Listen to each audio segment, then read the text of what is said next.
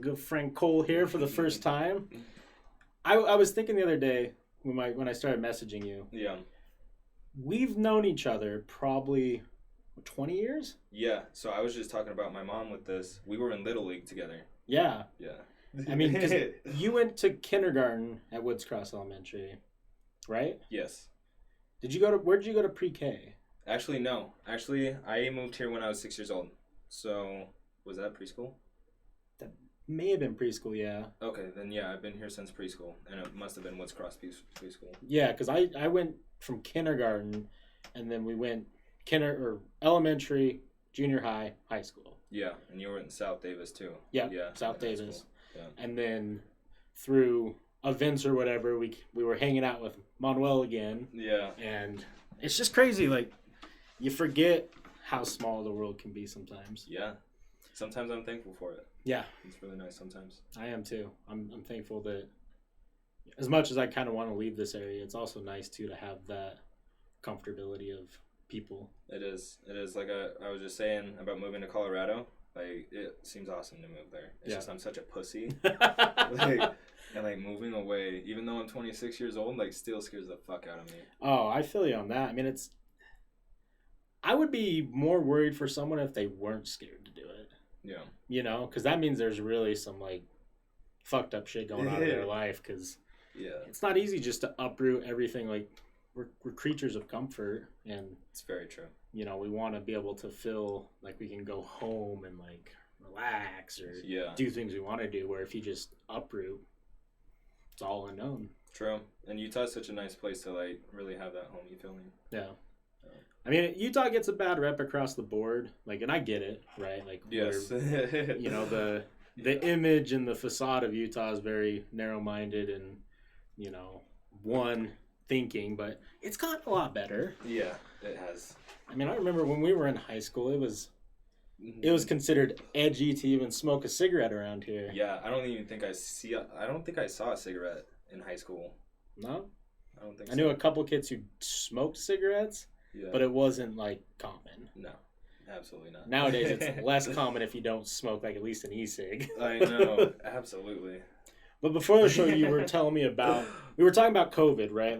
How just crazy 2020's been, and, you know, I'm sure everyone can agree. I don't know anyone who doesn't think COVID is just scary, but I mentioned to you that, I've heard people losing their scent, but you said you have a funny story about smell. I was really scared. So, back on, the cigarette thing, I was smoking heavily, so hard on the cigarettes, especially when COVID, hit.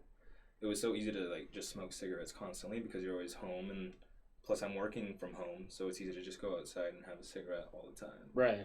And so I think it got to the point when I was smoking a pack a day. Oh wow. Yeah. Yeah. And then all of a sudden one day I just realized that I couldn't smell anything or taste things like I normally would. I was visiting my parents, and my little sister sprayed perfume in my face and was like, "Hey, smell it," you know, and I was like, I can't smell anything. Oh, really? Yeah. And she's like, "This is the strongest one I have." And I tried all of her perfumes to see if I could smell anything. I couldn't smell anything. Really? Yeah. It was the scariest thing that's ever happened to me, probably. And it was probably like that for 3 or 4 weeks. No shit. Yeah. Do you think it was just from the cigarettes, or? Yeah, absolutely.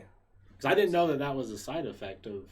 Because I've heard obviously breathing is one of the worst side effects is breathing becomes difficult, but I didn't know that it can take away your taste buds and smell. Especially since the cigarette is so close to your face and your nose, the smoke is so hot sometimes that it'll burn inside of your nose a little bit. Oh wow. Dude, that's crazy. Yeah. So what, did you stop and that's why it came back, or? Yeah, I definitely cut it down a lot. That's good. Yeah. Dude, I commend you. Smoking, it's tough to quit smoking. It really is. You know? Yeah. Especially because it's so readily available in so many different ways nowadays. I mean. Yeah, absolutely. It's so easy to just go to the gas station. I could walk to the gas station and it takes me 7 minutes to get there. Yeah. It's so easy to just pick up a pack. But recently they started selling single cigars that are this big. Okay. That's really helped me out a lot. Prime times? Yeah, prime times. Yeah, there you go. Yeah, prime times. Those are, yeah. So I used to smoke a bit myself, and It actually started with Prime Times. Really? Yeah, and then it ended with, well, not ended, but then it turned into like Camel Crushes. So I really like menthol. Yeah. I was smoking about a pack a week, and what gave me the shock was like I looked at my bank account and I'm like, damn, did I really just drop that much? Yeah. But it's costing me a lot to get out of that world because, like, you know, I tried to cold turkey it. That doesn't ever work. No, not really. Like, that's so hard to do. And then got on the e-cigs and then slowly but surely dropped the nicotine out. But yeah, anyone who says that the cravings go away is not telling the truth. I know. Dude, I drove past, like, this was last week. I drove past somewhere in Bountiful, and like I was stopped at a red light. It was actually just Fifth South down here by the KFC. I stopped at the red light and there was a guy by the crosswalk smoking, and like it drifted into my car and I smelled it. I'm like, really go for one. Yeah, that smell will get you. No, it gets you so good. It sucks too because it's like, I don't know. I think everyone has a different reason to smoke. Yeah. I think for me it was like a comfort. Yeah, absolutely. You know? Sometimes, like, when no one else was there, like, the cigarettes were. Yeah. Like, when you felt sad, like, you go and you reach for a cigarette. Yeah. So, I mean, that was always a steady thing for me as well, that it was always there for you. Mm-hmm. I think that's why it's so hard to shake sometimes, too. I couldn't agree more. Like, it's definitely... So for those of you who've never smoked before, like, you probably think, like, oh, well, that doesn't make any sense. But when you... It's one of those, like... I think we... Kind of like comfort. I think we crave routine a little bit too. Oh yeah. And cigarettes give you a routine. Absolutely. You know, and it's whether or not you smoke inside or not. Like if it's an e-cig or whatever, there's something about that. You know, hey, I'm gonna go outside for 10 minutes. Go out there. You know, check your phone or just like enjoy the outside and smoke your cigarette. It's like a really It's relaxing. It is. It's like a small moment that you get to yourself, and like some of the things that you do while smoking is pretty beneficial. Like you take a second to reflect, like think, and I think that's a lot, or that's probably why it's so addictive as well. Yeah. Oh, I think it's not only the fact that the nicotine is addicting, but I think that like shot of, you know, I don't even know what you want to call it, but like that moment in time where you're just by yourself and you're just kind of. Like, for a lot of it, for when I was smoking, I was over at a friend's house, and, like, we would go out on the deck, and we could see, like, the whole entire, like, mountain range. Yeah. So I'd go out there, and I would smoke, and I would just look at the mountain range, and I'd be like, it's peaceful. Yeah. You know, and then we'd go back inside and be hectic and crazy. Yeah. But they're tough. They're tough to kick. Yeah, absolutely. And, like, another thing about the money, it's so hard watching money go away sometimes. Yeah. Because I can't tell you how many times when I go to like a gas station and I grab a pack and then I take 6 of them out and then I take the pack and crush it and like leave it there at the gas station. But I do that every day. Yeah. And that's like $7 every single day that you're spending just to get cigarettes. Yeah. Like, it's not smart. I respect though that you're limiting yourself because it's really easy to just, you know, take the whole pack home and be like, no, I'll just smoke 6. But you know. Yeah. We've all been there. It doesn't work like that, you know? Absolutely. And now that the prime times have come out, like, I've definitely cut it down so much. And, like, I'll probably have one of those, like, little prime time things, like, a week.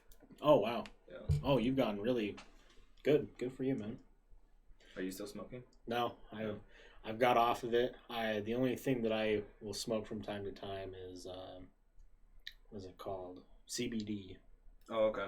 And I don't do it frequently. I don't know. Have you ever smoked CBD before? Is it just the oil that comes in like the cartridge and you smoke it with the battery? Yeah. Yeah.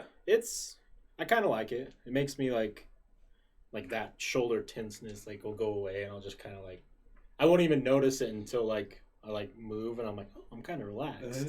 Yeah. But aside from that, I don't smoke anything anymore. Those are just really handy to have too. Yeah. It's just so. I mean, no one's gonna smell it and be like, "Oh, that smells like weed." Yeah. Usually, because they're so like flavorful. Exactly. That flavor's just gonna go away in the wind anyway. So.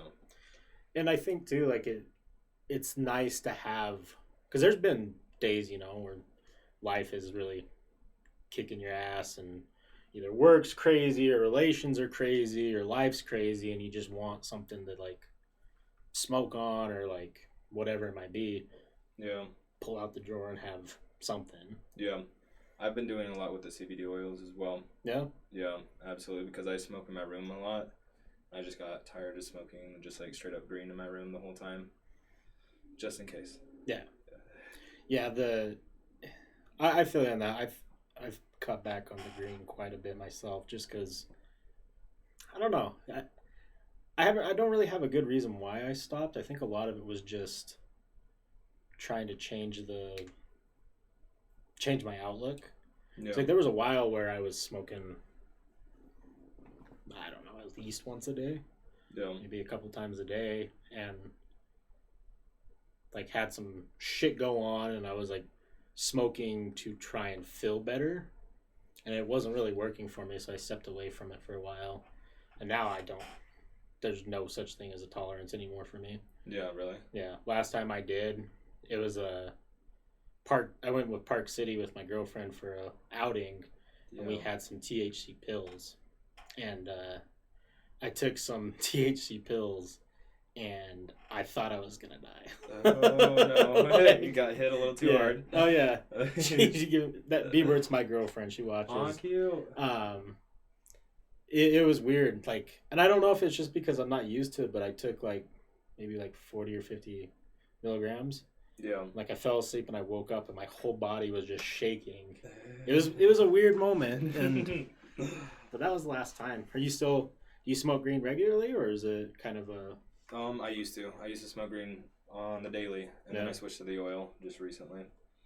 But I like to switch it up. Yeah, so I think it's good. That would be the benefit of moving to Colorado, though. Oh my goodness, it would be so nice to just like freely smoke constantly. Not even have to worry about it. Not only is it still culturally unaccepted here, people are still ew. Yeah. It's still, if I get pulled over and I have weed in my car, I could still get legal trouble. Yeah. And do time potentially. Yeah, absolutely. And I think some of you guys who are from California and some of these other states where it's legal don't you've already got that comfort. It's still, I still feel like I have to go and hide. Yeah, I do too. That's why I switched to the oils, is because I didn't want the smell. If I was going to go smoke outside, I don't really know about my neighbors. I mean, the majority of my neighbors might be Mormon or religious. Yeah. So I don't know. I mean, I got a noise complaint one time, and the guy didn't even come over. He just sent the cop over. Really? For a noise complaint. And I think it was because of our radiator thing on top, with the cooler thing. Yeah. It was making a small buzz, and they sent over the police for that. I mean, imagine what would have happened if you walked to my door and then smelled weed just through the door. It's immediate. It's a snowball domino effect. Exactly. So I mean, and there's fear. Yeah. I mean, there's cops here too. Not to rag on or to bring that topic up, because now that's a hot subject. Yeah, it's super hot. But there's still cops here in Utah that will bust kids and throw the book at them for weed. Yeah. Really sad. Yeah. Where we could drive an hour and a half right now. We could be in Windover at 8 and legally smoke and not have any ramification. Yeah. Have you gone to the Windover dispensary? Yeah. Is it pretty good? Oh, it's amazing. Really? Yeah, it was another culture shock for me, because the first time I ever went into a legal shop was in Colorado.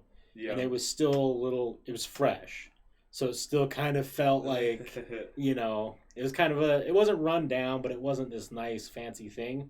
The one in Windover, it's as big as our old Smiths. Really? Ghetto Smiths? Yeah, Ghetto Smiths. You walk in and you meet a greeter who's on the computer. Hey, how are you doing today?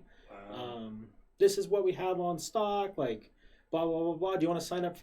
I laughed so hard at her. She's like, do you want to sign up for our rewards program? What? Yeah. That's sick. And I'm like, sure. And then you go in and there's tables. There was probably 20 tables. Yeah. And in each table is the product. And then you can smell it or look at it or read it if it's an edible or whatever. Oh, okay. And then you find an assistant person who's walking around and be like, hey, can I get this? And they'll go write a ticket. Yeah. You take the ticket up to the cashier, and that's very getting paid 9 to 5, Yeah. And hey, how's your day going? Great. And they're cool. Here's your stuff. So great customer service. Oh, fantastic. 10 out of 10. That's amazing. It was just such a weird culture shock because I was like, like, that would shock me too. I was like, am I going to go outside and get arrested?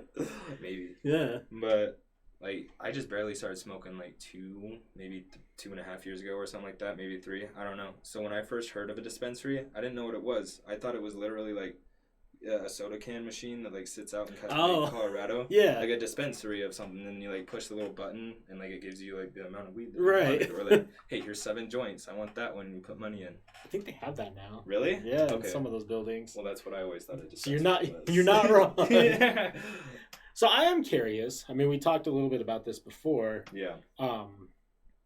So I remember growing up with you, and you were raised Mormon. Yes, sir. In LDS. Yeah. And then you went on a mission. So I mean, to clarify with people, like Cole and I have known each other for like going on more than 20 years. At least 20 years. And there were times where we hung out more than we didn't. Yeah. But I always considered you a friend, but I wasn't super close with you. Yeah. And then, through Manuel, when you started hanging out with him again, I was like, oh, that's a regular face. That's crazy. And then, come to find out you've not joined, but you're more into the culture that isn't LDS is the best way to put it. Absolutely. That is a good way to put it. Was there if you don't mind me asking, when did the shift happen? Like, was it? It was maybe a year after I got home or so. Maybe a year and a half. I don't remember really well. But I don't know. I just felt really... During my whole mission, it was a really cool experience. Like, I loved my mission. It was really good, and I got to know a lot of people. I went to Ecuador. Oh, wow. I got a new language out of it and everything. It was great. What do you speak? Spanish. You speak fluent Spanish? Yeah.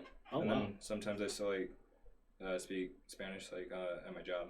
I'll try to practice with Manuel, too. Right. I get nervous when I speak to him, though, for some reason. I don't know why. But, I don't know. When I got home, the culture was so different. And, people didn't seem to be, I don't know big words, but, that nice, or they weren't very accepting. And the culture is just so different here with the church that I ended up hating a lot of things. Mm. There's a lot of things that I still like about the church. I love my parents. Yeah. They do really well within the church. My little sister and brother are happy in the church, and that's awesome. It's just deep down, I'm not gonna lie, Wesley, I always felt like that wasn't for me. Interesting. Yeah. I always felt like I was doing something for someone else, not really me. I didn't feel like I had an identity for the most part. And when I got home and waited a year after I was being a good little Mormon boy and everything, I decided to make my own decisions, and I wanted to give that a try and really see what Cole Cook is and not what someone else is, a follower within the church. I don't know if I'm even making sense. No, 110%, because and I respect that you're willing to talk about this, because I think that I'm getting the chills because I think it's so important, because I've talked to a lot of different people, right? Yeah. People who are still active in the church, people who are not active in the church, or have never been active in the church. And I've always wondered and always been fearful for those who don't take that step back and be at least question something. Yeah. Because, I've always wondered if everyone does, and they're just too scared to admit it. Because for those of you who don't live in Utah, the LDS Church does... I've talked negatively and I've talked positively about it in the past. I love the LDS religion. I grew up around it. Yeah. Phenomenal people. The mass majority of them, they might have their flaws, but so does everybody. Yeah, absolutely. Most of them are very caring, very helpful. Mm-hmm. And as far as religions go, I'd rather be surrounded with a bunch of Mormons than a bunch of other things. Yeah, absolutely. But at the same time, I've talked to a lot of people in a more intimate setting where they'll let their thoughts go, and so many people are afraid of losing their family, so they go and do things for them in the church. Yeah. And I feel like a lot of people are still in that mindset of doing things because it's the family tradition, or it's the family expects it of you. And you're the first person that I've talked to who will openly admit that you did it for potentially the wrong reasons. Yeah, I feel like I did. During the whole time that I was in church, like growing up, I was pretty much the golden boy. Like all the people like love me and they're like, oh, Cole Cook, he's gonna go on a mission, he's gonna do this, he's gonna do that, and you're such a good boy and like all this. And I don't know, it gets really, really old really, really fast because so much is expected. And I don't know, like I don't really feel like I got that expectation from my parents. Like I love my parents and they're really good and they've been really accepting, but a lot of the other people within the church, I did feel like there was a huge expectation. Like they expected more? Yeah, expected more. Yeah. I'm forgetting like all my... Oh no, you're good. all the big words. But yeah, there was a huge expectation absolutely within the church. And I didn't feel like myself for most of the time that I was in the church. Really? Yeah, absolutely. So even like during junior high and high school, you felt like you were maybe somebody else? Yeah, absolutely. The whole time. Wow. And I feel like I lost a lot of time just lying to myself about who I really am during that whole time. And I think I missed out on a lot of really cool relationships. I probably would have hung out with you a lot more, Wes. Yeah. I'm not going to lie. I would probably hung out with Sarah and Manuel and Forrest a lot more too. Yeah. Like all the boys. It's just I really cut myself off for some reason. Yeah, it's always an interesting dynamic too, because I notice especially right out of high school, because like when you're in high school, right, everyone can be cool with each other because we're seeing each other on a regular basis. Like, you know, for us it's popular now, like the dab, or not the dab, but like when you give someone a high five and a fist bump. That was really popular for us growing up. Like you walk past someone you see and you do that. Yeah. And you know, I really noticed it hard right out of high school. There was a split. Everyone who was LDS did this. Everyone who wasn't did that. Yeah. You know, absolutely. Whether that be like a university, college path, or like, you know, the partying and trying to figure yourself out path, or the mission, or wait for a little bit. Like there was a definite path, and then there was no more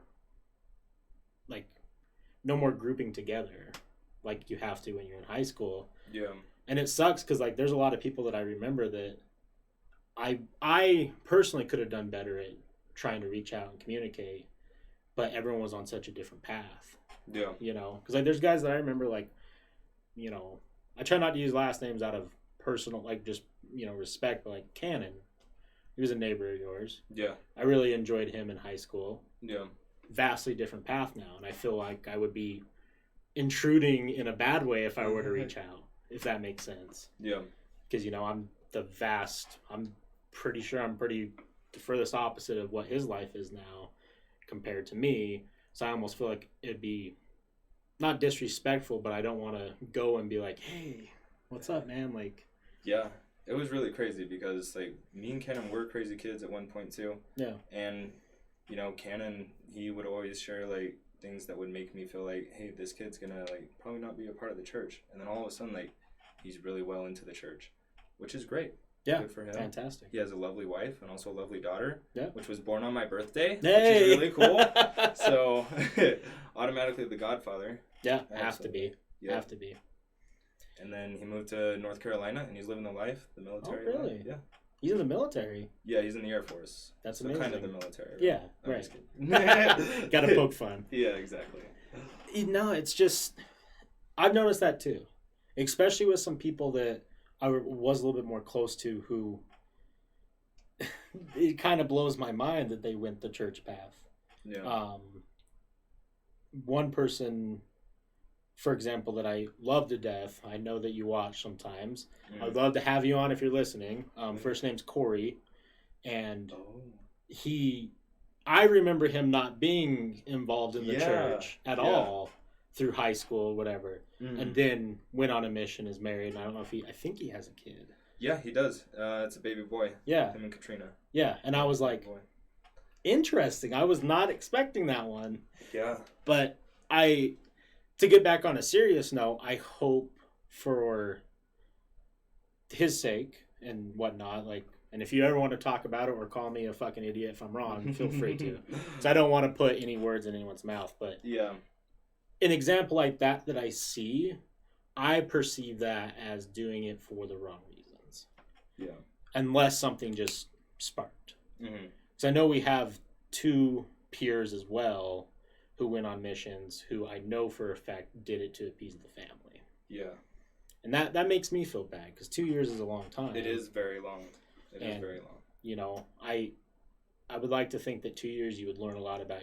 I'm sure you learned a lot about yourself, and I would hope that they would be able to come back and know for sure. But it's tough. It is very tough. And sometimes it's hard not to like attack yourself about it because you see like someone like Cannon or Corey that are within the church and they have like a cute little family and they're doing really well and they move out and they do all this and then I'm like sitting back here and I'm like, you know what? I don't have a wife, I don't have a girlfriend, I don't have a kid, I don't have a stable job. I mean, I do have a stable job, but it's hard not to attack yourself thinking that like, did I make the wrong decision? But like deep down I can say that I've made the right decision and I'm happy for like the person that I am now. Because I know who I am. I'm Cole Cook. Yeah. And I'm so happy that I found that out. And I wouldn't change it at all.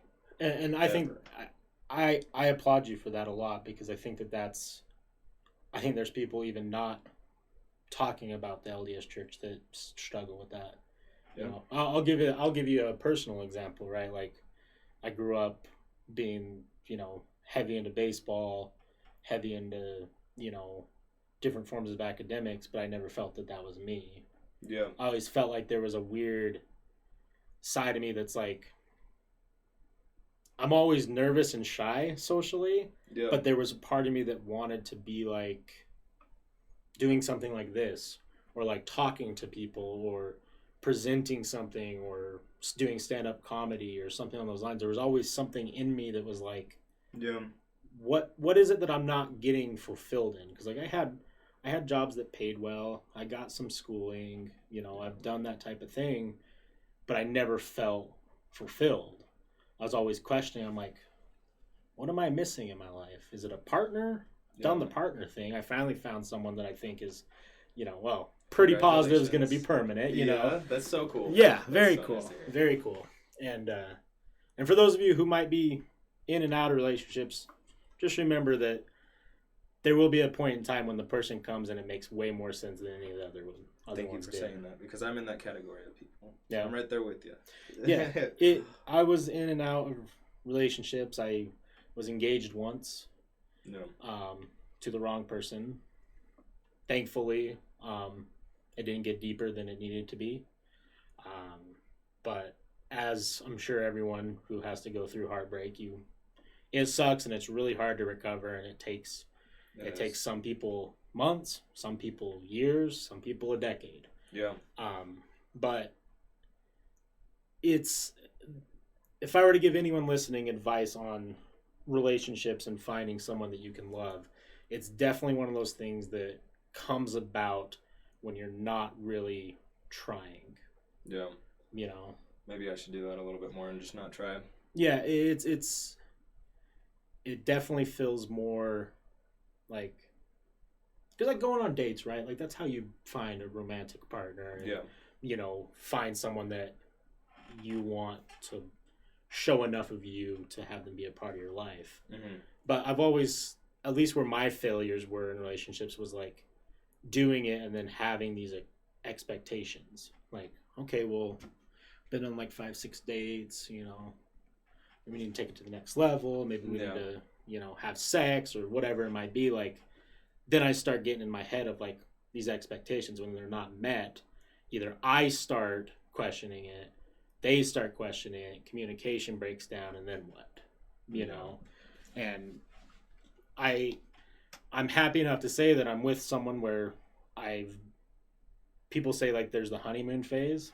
We're 2 years in, and I don't think that exists. Like every day is fun. Yeah, it can be the honeymoon phase if you really want it to be. Like, and that's so cool that you're doing that, and it's really nice to hear. And it makes me have like a little bit more of hope. Yeah. So. And I mean, and it's, I don't believe in soulmates. I always thought that was a weird like movie thing, and I don't believe in like the plenty like there's millions of fish. There could be someone else. I think there is someone for everybody. Yeah. And you know, it's all about lifestyle, and you know, but it, you know, like I said, heartbreak is a motherfucker. Yeah, absolutely, absolutely. Ugh, I don't like that word, heartbreak. No. But just like, so you know, like, thank you so much for doing this and like doing what you want to do. Like, I can't tell you how happy I was when I first saw Wesley like doing a playthrough of like Halo. Yeah. I was like, I like got excited and I went and like got some alcohol and like I got high as fuck and I was like watching like some fucking Halo, and it was so nice because I missed that game so much. Yeah. And like, you definitely are blessing people's lives with what you do. Well, I appreciate that. Of course. And it was just so much fun to see that. Yeah. I love seeing the Arbiter and like... Dude, the nostalgia. Yeah, when it came out on the PC, I messaged my buddy. His name's Salty Frank. I met him. He's probably one of my best friends now, and I met him on Twitch. Go figure. Yeah. But I was like, hey, are we going to play Halo 3? And he's like, absolutely. And just the whole time it was fun. It reminded me of like, you know, in junior high and high school, when we'd have people over and split screen and we're up all night drinking Mountain Dew and pizza. Yeah, Mountain Dew and pizza. Just having a ball. Yeah, absolutely. I think 2020 does offer us one really awesome thing, and it's not going to stop, and that's being able to, in some sort of way, and I don't do this podcast for money. Yeah. It's not why I'm doing it. Do I want to make this my career? Yes, absolutely. Yeah. But I'm not expecting money. There are ways to do things that you've always wanted to do and monetize it. Because if you wanted to make, what's something random? I saw someone making sculptures of horror icons. Yeah. And that's like their passion. They just love doing it. And they're able to monetize it. And now they get to do what they love and not have to work. Yeah. And like... amazing. With social medias and just how people feel about, because I mean, you work a 9 to 5, I work a 9 to 5, it fucking blows. Yeah, it does. You know, and part of me wonders, like, if I would have got more schooling, if I would hate work less. Yeah. I doubt it. I doubt it, because I'm giving my time to somebody else. Like, unless you start your own business, right? Like, you'll always be giving your time to someone else for money. Yeah. So I don't think that maybe if you found like something you truly love, like if you were ever since, because I remember there was a girl who we went to school with named Crystal. I actually don't even remember her last name.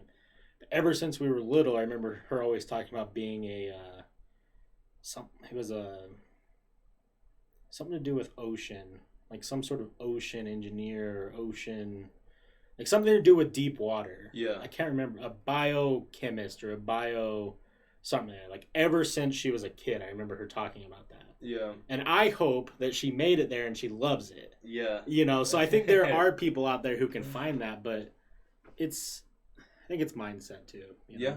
I think it's really cool that you're chasing it. Yeah. Absolutely.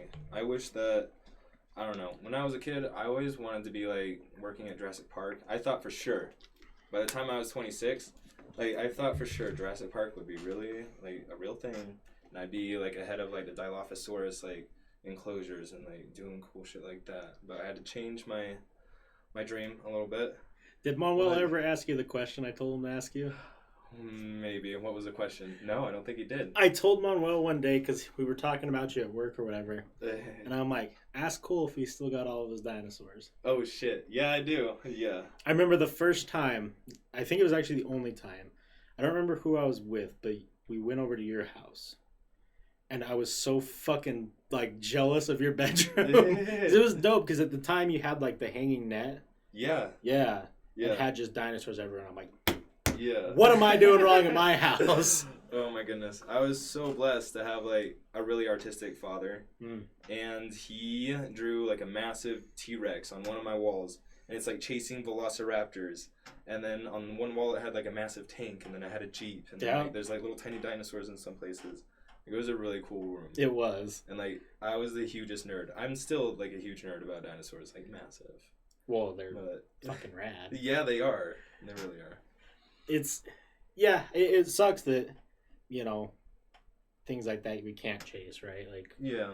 Because, like, I grew up and I wanted to be, like, a professional athlete. Yeah.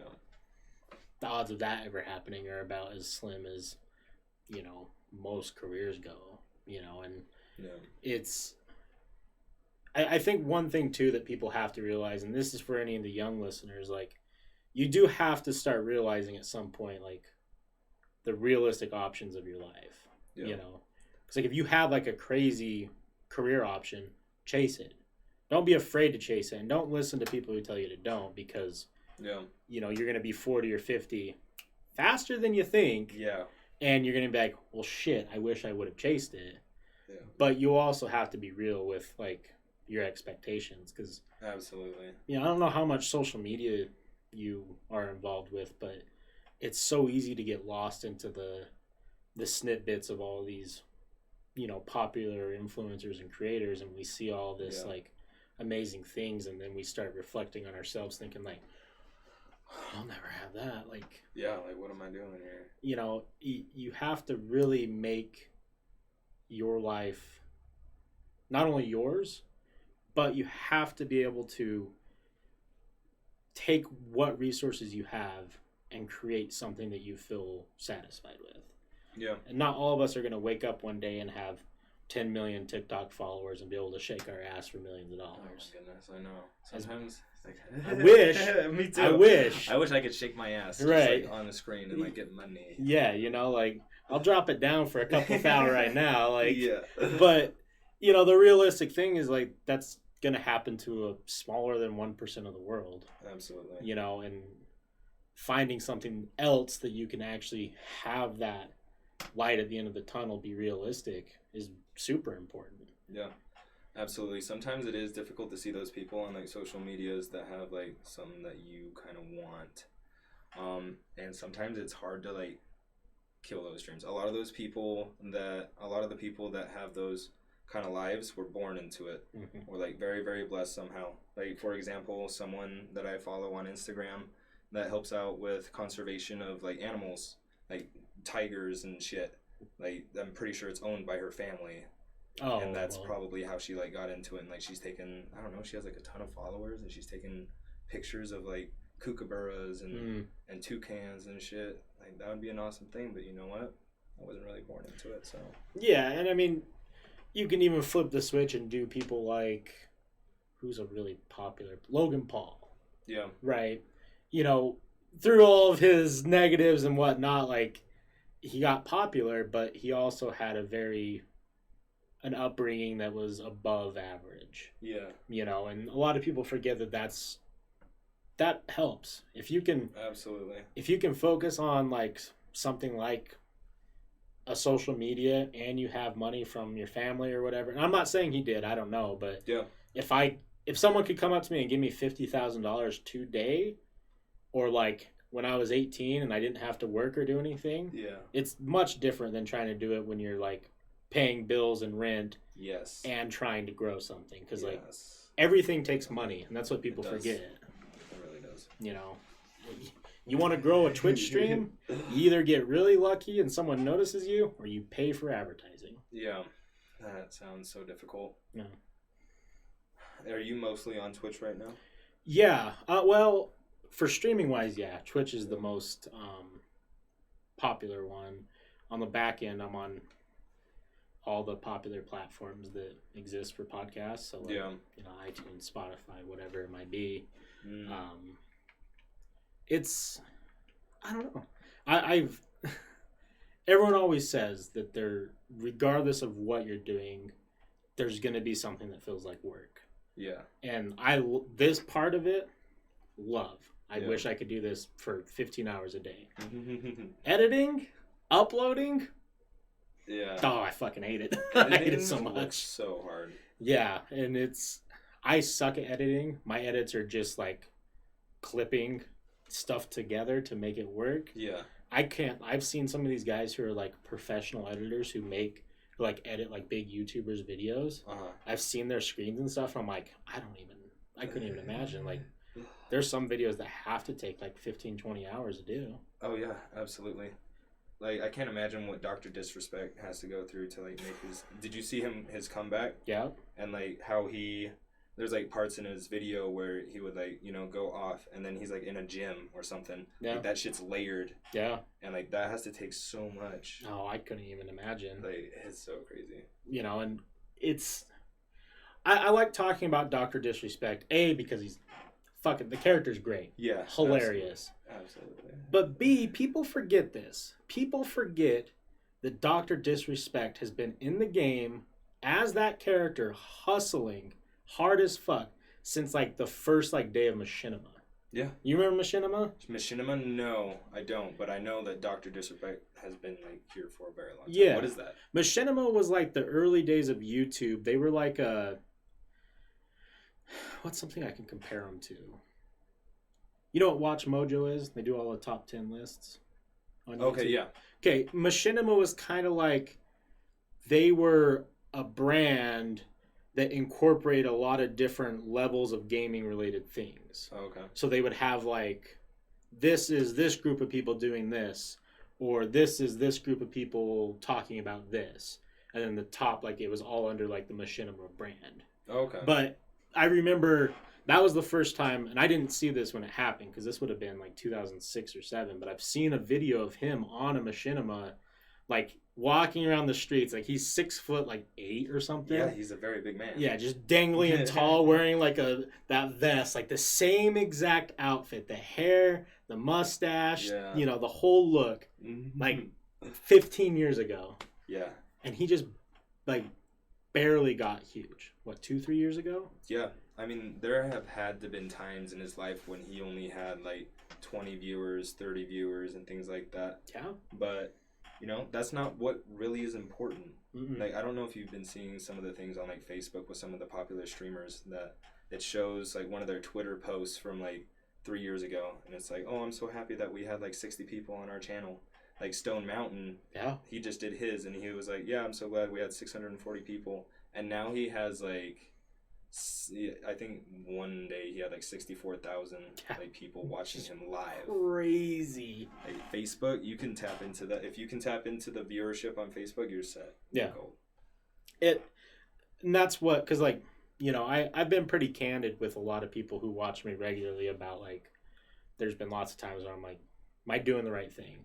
Should I quit? Should I, you know, I've put in lots of time and effort, and as far as like financially, I'm about even. Yeah.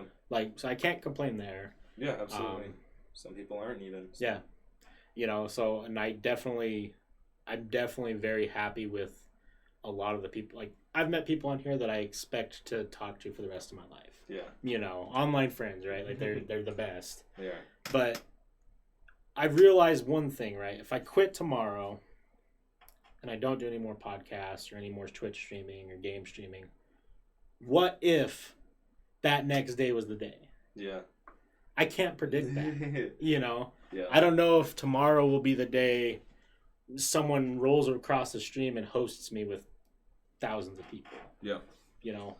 But what I can predict is I'm going to do it. Mm-hmm. And you never know if like the algorithm is going to like shift as well. Like Facebook right now has an algorithm for like COD, and it's pushing people on COD right now. Yeah.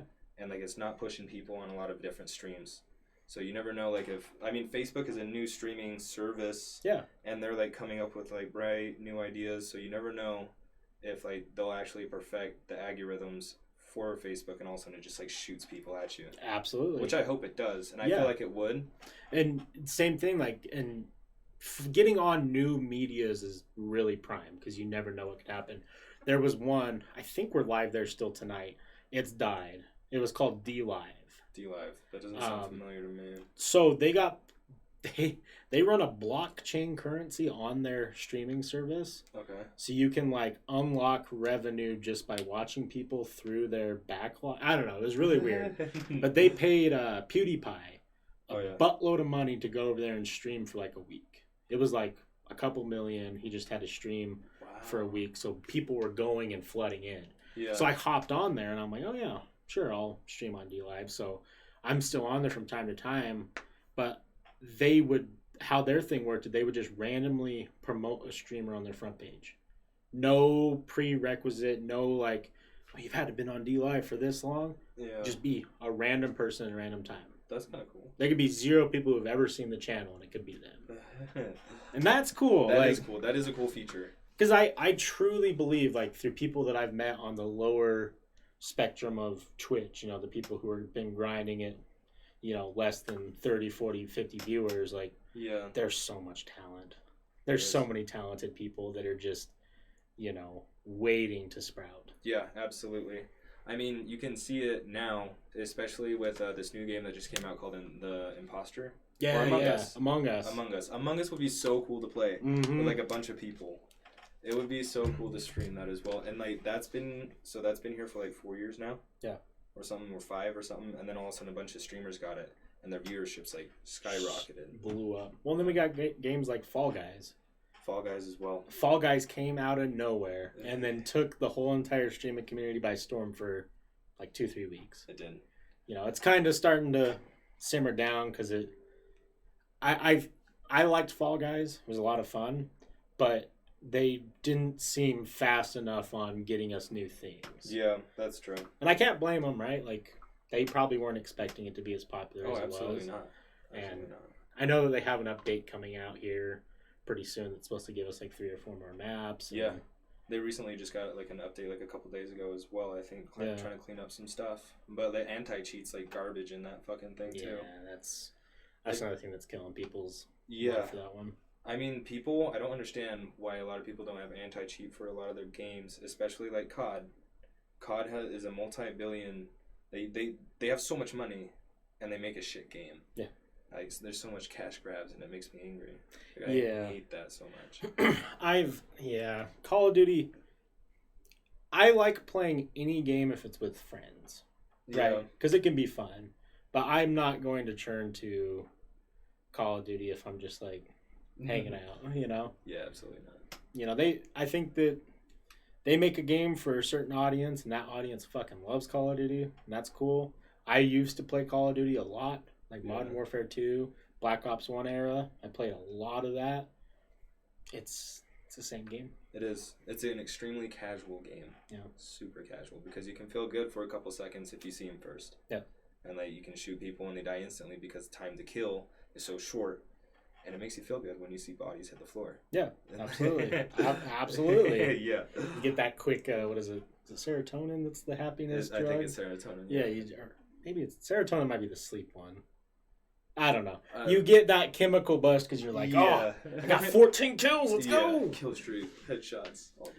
No, I like more tactical. I like really difficult games too. Like I've always been a big fan of the Dark Souls and everything on that. Dark Souls would be really cool to get into. I've only watched gameplay on it. I haven't. I highly recommend it.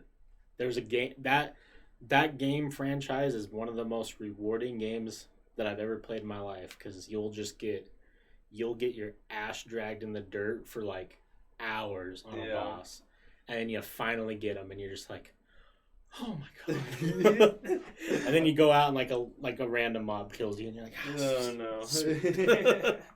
Dark Souls is great. Yeah. What do you mostly play? As of right now, I finished up Dead Space, so that one's good. Right now I'm just playing Apex Legends. Yeah. I play a lot of Titanfall too as well. Oh, I love Titanfall. Titanfall is one of my favorite games actually. But right now it's just Titanfall and Apex. Nothing else really. Apex's new season just came out, right? Yes. Like 2 weeks ago? Yeah, it was 2 weeks ago. It was super recent. Did they change the map up on this one, right? Yeah, they changed up a lot of the map features and also a lot of the gunplay features. They lowered the time to kill as well. I think they were trying to compete with COD a little bit, so. Oh, so like less, where your bullets do more damage on impact, or. They have like less shields and you take more damage. I think so. Pretty much the exact same thing. Yeah. I mean, it's heightening the. It kind of, I don't know. I'll be honest with you. As far as gaming goes, I've sort of already gotten tired of battle royales in a way, just because of how many games are doing it now. Like it really, honestly, it happened when Call of Duty jumped into the mix. Yeah, it was like another battle royale, another Twitch shooter. Like, I don't really watch many streamers play Call of Duty, and I get why people would enjoy watching it because like you're enjoying the characters, but I guess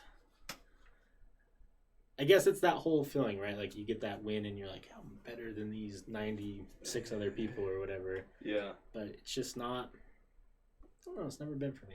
Yeah, I think it's getting a little bit more like that for a lot of people as well, because it's so easy to like have all these sweaty players come in, and you see someone like, I don't know, like Aculite and Stone Mountain that play together, and they're just like dominating like servers. They're just like, they're, you know, just like taking care of business. They're like killing so much. Aren't they the two that, well, because they play with 4 people, right? Yeah.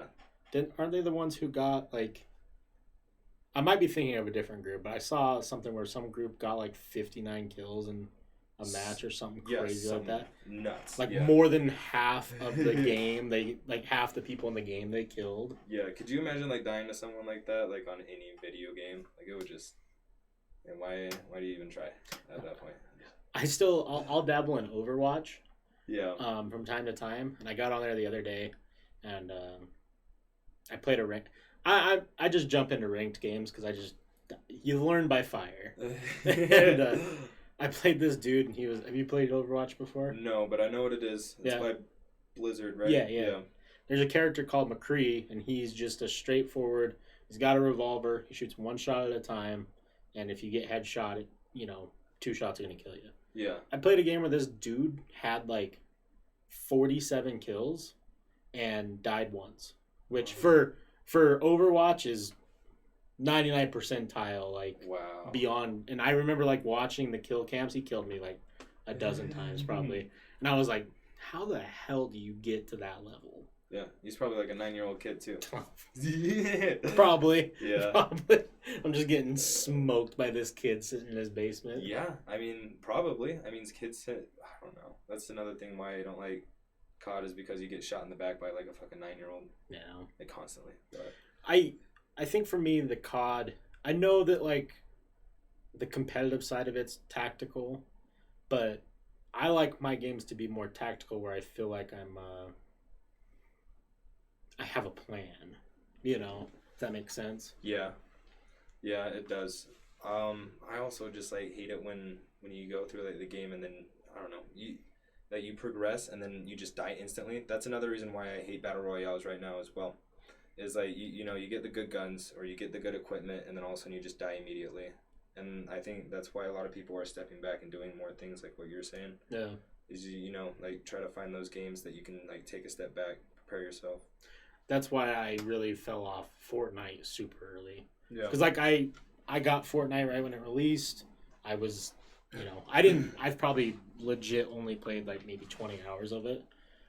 But 15 of it were pretty much right when it released, and it was the same reason. Like I'd be walking around for 25 minutes and then get one shot by a sniper. And I'm like, why do I want to play this? Yeah. For the small interactions that I get, like. But then I've heard the game's gotten a lot different. It's a lot more fast-paced and in-your-face type of thing. And then, obviously, streamers created whatever that monster is that is Fortnite now. Yeah, and it's still a monster. Yeah. Absolutely. I mean, I remember we were streaming here. It was Forrest and I, and someone came in the chat, and they're like, oh, my God, Ninja's playing with Drake. And I was like, really? So we, like, go over, and it's like, he was playing with Drake. And I'm like, oh my gosh. What the hell? That's so cool that you were playing some video games with Forrest. Yeah. I used to play video games with Forrest. I think we used to play the N64, and there was a South Park game. Oh, yeah. I remember the South Park game. Yeah, and like you take like snowballs and you throw them at each other. And like, sometimes you could pee on the snowballs and like throw them as well. Yeah. That game was great. Yeah, it was. Oh my gosh. So I fell behind on chat here. Go Eagles says, didn't we all play Fort one time? Yeah, go Eagles, we did. We played Fortnite one evening together. It's weird, the whole gaming community in general now. Yeah. I mean, sounds like you're having a bad time online. Like, I suck at COD. And I sometimes do have a bad time online. Yeah. But I do too. Oh my God. I've turned more, I don't know if it's a age thing or what, but I've become, not that I've become less competitive, but I've become less tolerable of bullshit. And games like Call of Duty just generate so much fucking bullshit that I just can't. Like, I just don't have fun playing it. Yep. So then I will be like 2 hours in, I'm like, I'm fucking over it. Yeah. I'm like, why am I doing this to myself? Like, I'm not having a good time. Yeah. I mean, a lot of it probably comes from. Do you just like randomly squad up with like other randos? Yeah. Yeah, I think that's a big problem too, because a lot of people, like what we were saying, like going with 3-man squads. I think if like you went on with like 2 of your friends, communication's there. They most likely have headsets. Everyone's speaking to each other. Yeah. It's probably a lot better of a time online, but I don't have that many friends online. Yeah. And it's, I don't know, I think that any game can be fun with the right group of friends too. Like, yeah. I've played, it was me, Forrest, and Salty, and a couple other people. We played a game called The Forest. Did you ever hear about that one? No.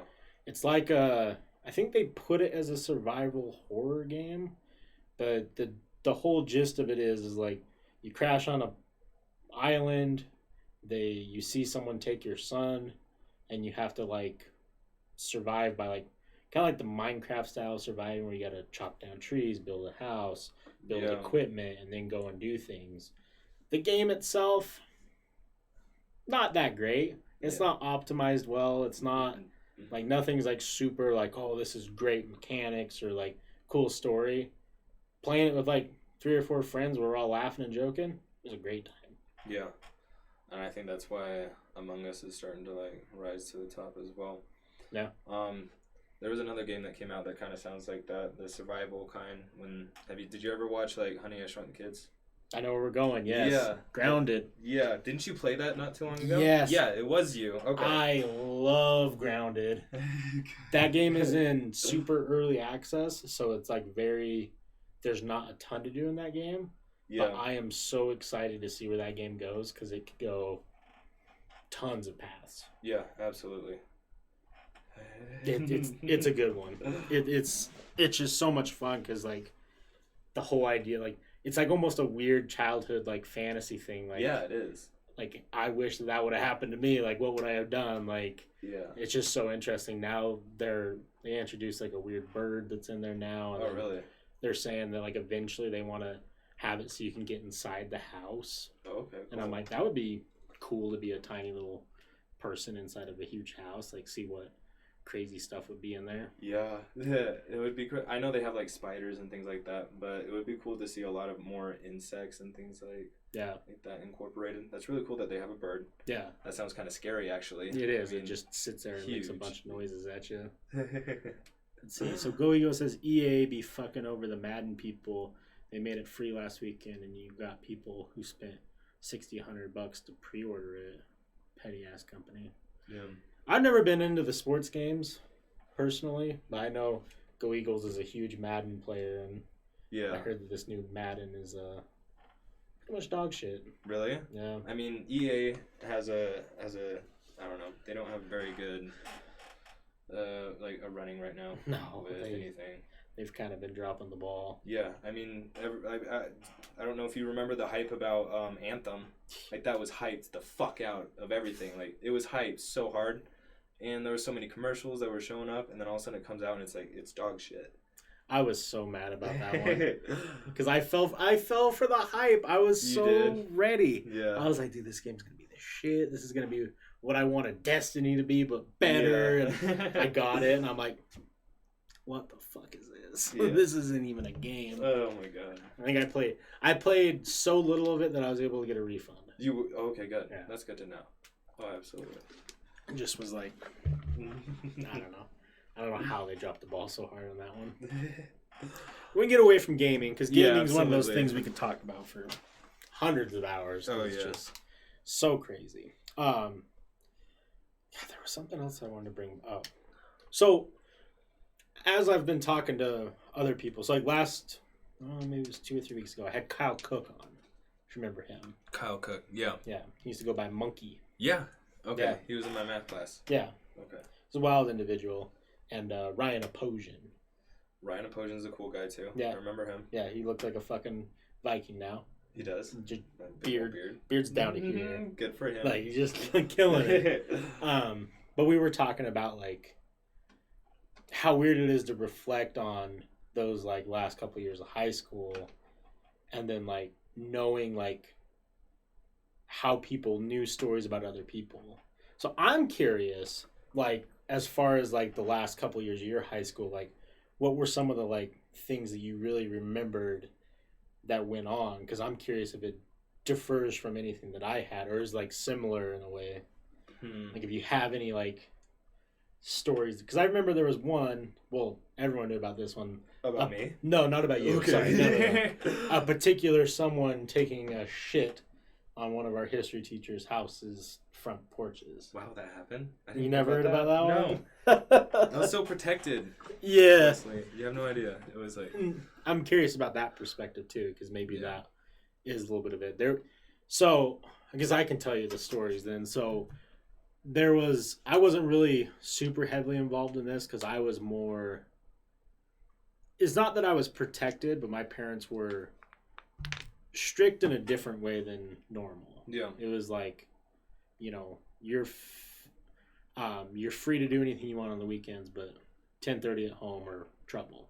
And then I had to work. Yeah. But there became a thing called, what did they call it? It was like almost like a prank war, but it was like trying to one up each other between like these groups of kids. Yeah. And one of them, super well. And I don't know if I can say his name or not, because I don't know if it's still... I don't think his name was Brett.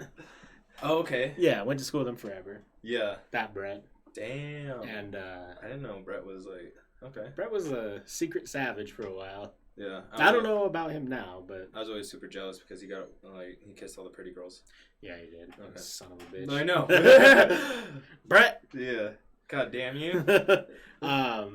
There was a point in time where... I'm trying to think what they called it. Shenanigan Wars or something like that.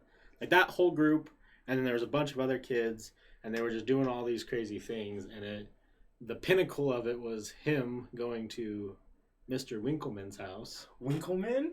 And pooping on his front porch. Dang, that takes some balls. Just huge elephant ones. Yeah.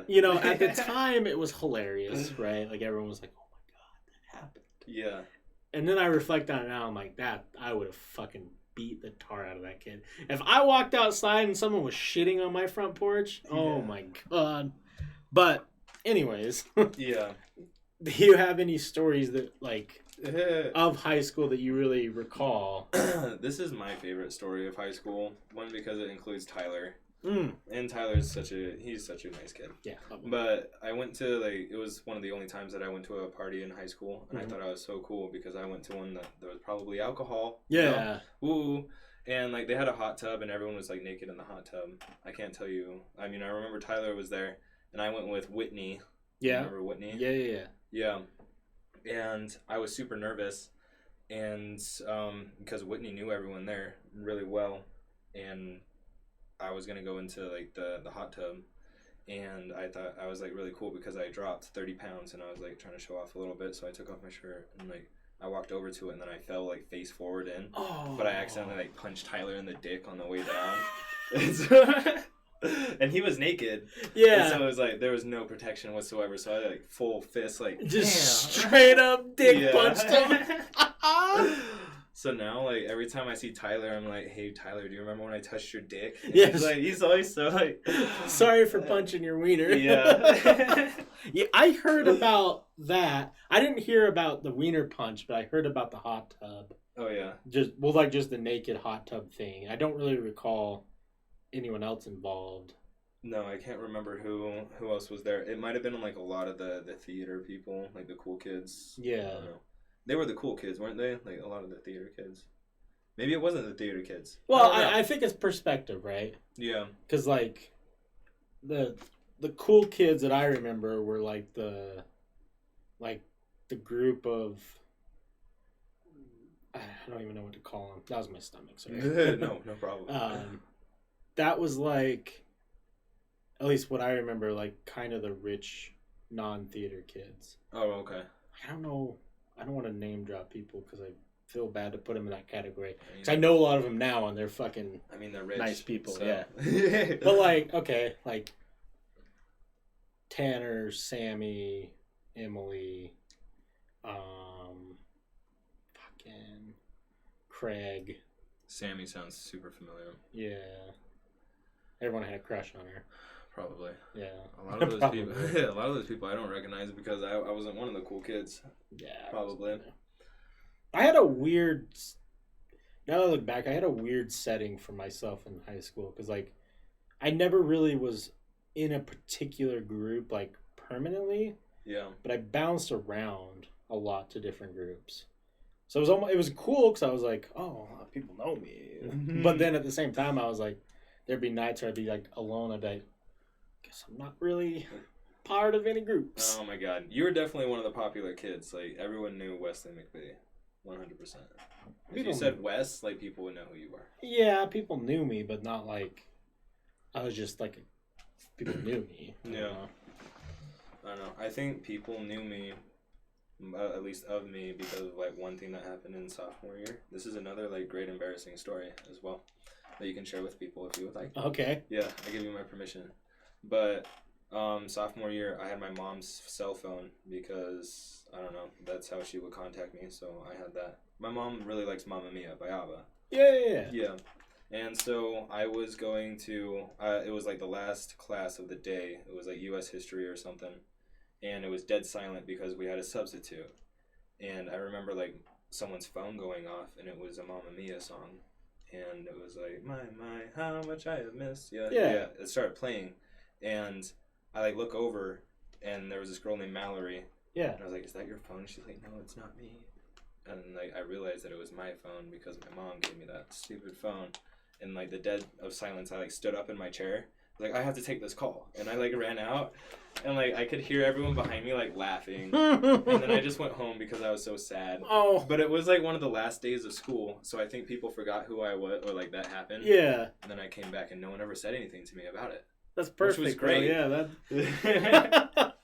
Wait, so you got up and then you were just embarrassed and you just left? Yeah, I said... Yeah, I would have done the same thing for sure. I was like, I have to take this call. And I just walked out. Well, I ran, but still. Yeah. High school, you know, I like talking about high school, but I've talked to a couple people, not here. There is such thing as people who peaked in high school, and I didn't think that existed. Yeah. I feel really bad for some people. There's a lot of people I've interacted with, you know, the past, we've almost been out 10 years. Oh, my God. Which makes me sick to my stomach. But, where they they still are living in high school. Like, that's sad. All their conversations were like, yeah, man, like back when we were in high school. And I'm like, bro, cool, dude. That was a long time ago. Like, you need to expand your horizons a little bit. Yeah, absolutely. Have you ever gone to like the reunion? No, I skipped the 5-year one. Me too. I got invited. Heard it was absolute dog shit. Really? Yeah, I heard it was really cringy. Ugh, probably. I'll go to the 10-year one. The 10-year one's gonna be weird. It'll be fun to see all the people that you were just talking about, though. The people that like lived in high school and like peaked there. I'm 100% like positive that they'll be there. Oh yeah, for sure. We should go together. I'm down. Like... I'm down to go. Yeah, for sure. I don't want to go for any particular reason. Like I'm not going because like I don't have any like unspoken grudges I got to get off my chest or anything like that. Yeah. I'm just 100% curious. Yeah, me too. And there's some people that I remember and I'm like, I hope they show up. Either just because I want to say hi or I just want to see like, yeah, where did you end up? You know? Yeah. I'm sure it'll be interesting. Because there's been some people who I know have been pretty successful, at least financially. I don't think we had anyone do anything like became famous. I always thought like Jane was gonna be like super famous. Yeah, I thought so too. Like she was gonna be like some political leader. I wonder do you know what she is now? No, I don't. I don't know either. That's a weird thing is like, you know, you always have those like that perspective of someone and think they might go a certain route. I don't know anyone who actually did what I thought. Yeah. I don't remember anyone either. Huh. We have. I think we've. Sadly, I mean, this is a much. He was popular. This is more depressing, but I think we have lost a couple people from our grade. We have? I think so. Yeah. Someone was telling me someone passed away. Really? Yeah, and then I know that there's been a couple who are a few years older, who've passed away. That's too bad. Yeah. I didn't talk to anyone that was older than me because I was too shy. But who has passed away? I mean, can I ask you that? Maybe not. Well, no. I'm trying to remember. One of them who was older than us, and I'll say his name in remembrance, was Stephen Howie. He was the tall kid, like 7 foot. Howie? Yeah. Oh, really? He passed away in a motorcycle accident. Oh my god. Yeah, just up over by Wildcat Way, actually. Oh, okay. So rest in peace. Yeah, absolutely. Rest in peace. Condolences to the families. Yeah, absolutely. And I know that we lost a couple people from drugs.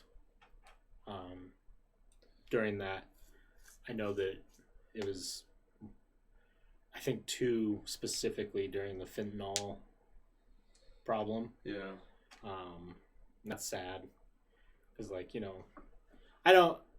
the whole drug conversation is, a tough one. Because, like, I'm personally someone who thinks that things can be used in moderation. Absolutely. There are some stuff that you probably should 100% avoid. It just sucks that people passed away for something that either they didn't know that they were doing, or they did and didn't properly. I don't even know if it was didn't properly or just didn't expect the outcome. Yeah. Because like I don't know a lot about fentanyl really, but I know that for a while there, most things were cut with it, and then a lot of cocaine was mixed with it. And yeah, that's always a bad mix when it's cut with like a bunch of different stuff. Because you never know. Yeah, and I mean, I'm definitely, I've dabbled my fair share in different things, and as I'm sure a lot of people in Utah have now, and as lame as it might sound, because we have a big EDM community here, and EDM and some specific drugs go hand in hand. It might sound lame, it might kill the mood for a little bit. Just test your shit. Yeah. Like, it's not worth doing something in the moment and, Yeah, absolutely. I mean, there's so many test kits that you could probably get. Oh, yeah. It's so easy to buy one online now. I'm sure. And there's on Amazon. Yeah, and there's some test kits, too, that are, like, fairly quick. Like, you're, buy your shit a week in advance and just test it. Yeah. Like, there's no, to be honest, there's no reason not to. Like, you're still going to have fun. If it's not good, at least you knew. So I've had friends who, went to a concert or whatever, and it ended up being like whatever they wanted to take, whether it was E or something else, and it ended up being mostly meth. That happened to 2 friends. Yeah. And they didn't get hooked on it. There wasn't any adverse effects, but like the potential of bad shit happening is there. Mm-hmm. Absolutely. And, if it's your thing and that's what you want to do and that's how you have fun, so be it. Yeah. Just make sure that you're being cautious. Yeah. I mean, that's something that I've dabbled in as well, especially like after like what we were talking about, coming with like, I don't know, like trying to figure out your own identity and who you are as a person. When I initially left the church, 2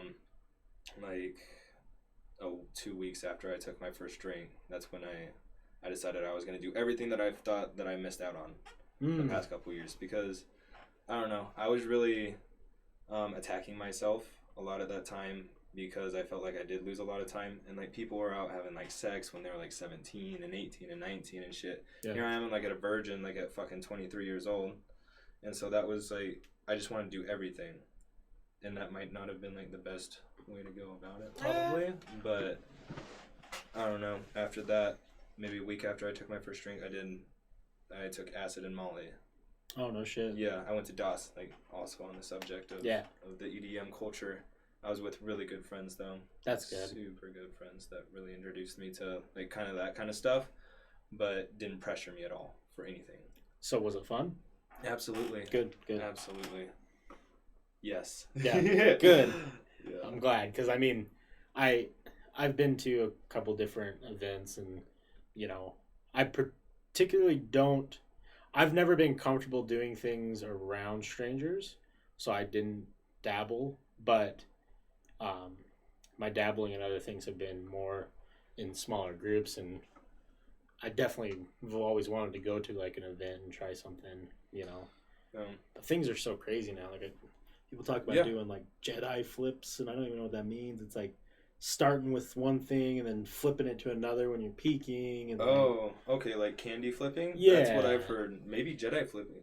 Maybe I don't know what that is, but I don't know if that's the same thing or if it's like certain things. Like, if it is the same thing, I'm gonna start calling it Jedi flips because that sounds so much cooler. Way cooler. Way cooler. Sith flips. Yeah, Sith flips. Yeah. But you know, I'm curious about this. So like, when you're growing up LDS, right? Yeah. In your mind, because like, you know, from an outside point of view, like I've done a lot of research and studying, like, because I've always been one of the persons, like, I don't think that I was ever too outspoken against the church growing up. Like, I never really wanted that to be my, you know, what's the word? I didn't want that to be my image. Yeah. I didn't want people to think that I was anti anything, because in reality, like, as corny as it sounds, like I genuinely love people. Like I think everyone has a story and you know, is amazing in their own right, even if they might be a little of a dick or whatever. But you get told a lot of things are bad, you know, growing up LDS. And does in your head, I mean, I know this, I'm sure this is case by case by case. Each person I'm sure is different. But do you, and we'll say sex specifically.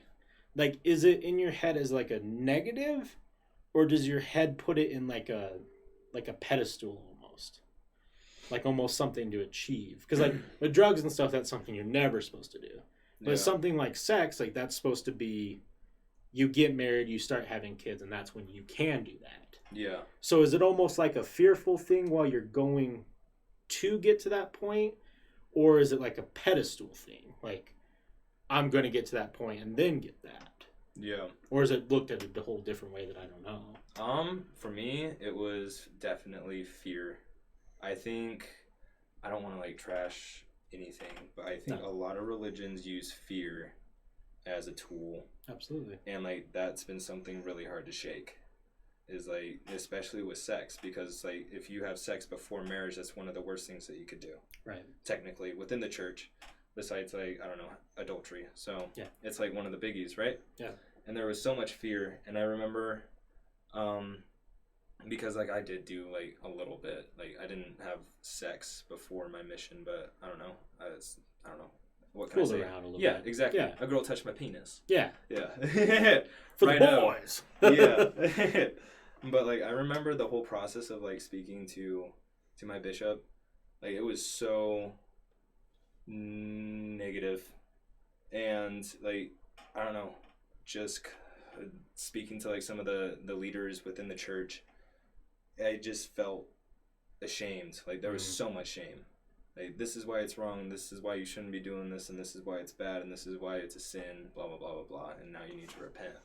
I mean, there was no positive reinforcements at any of the talks that I had. Right.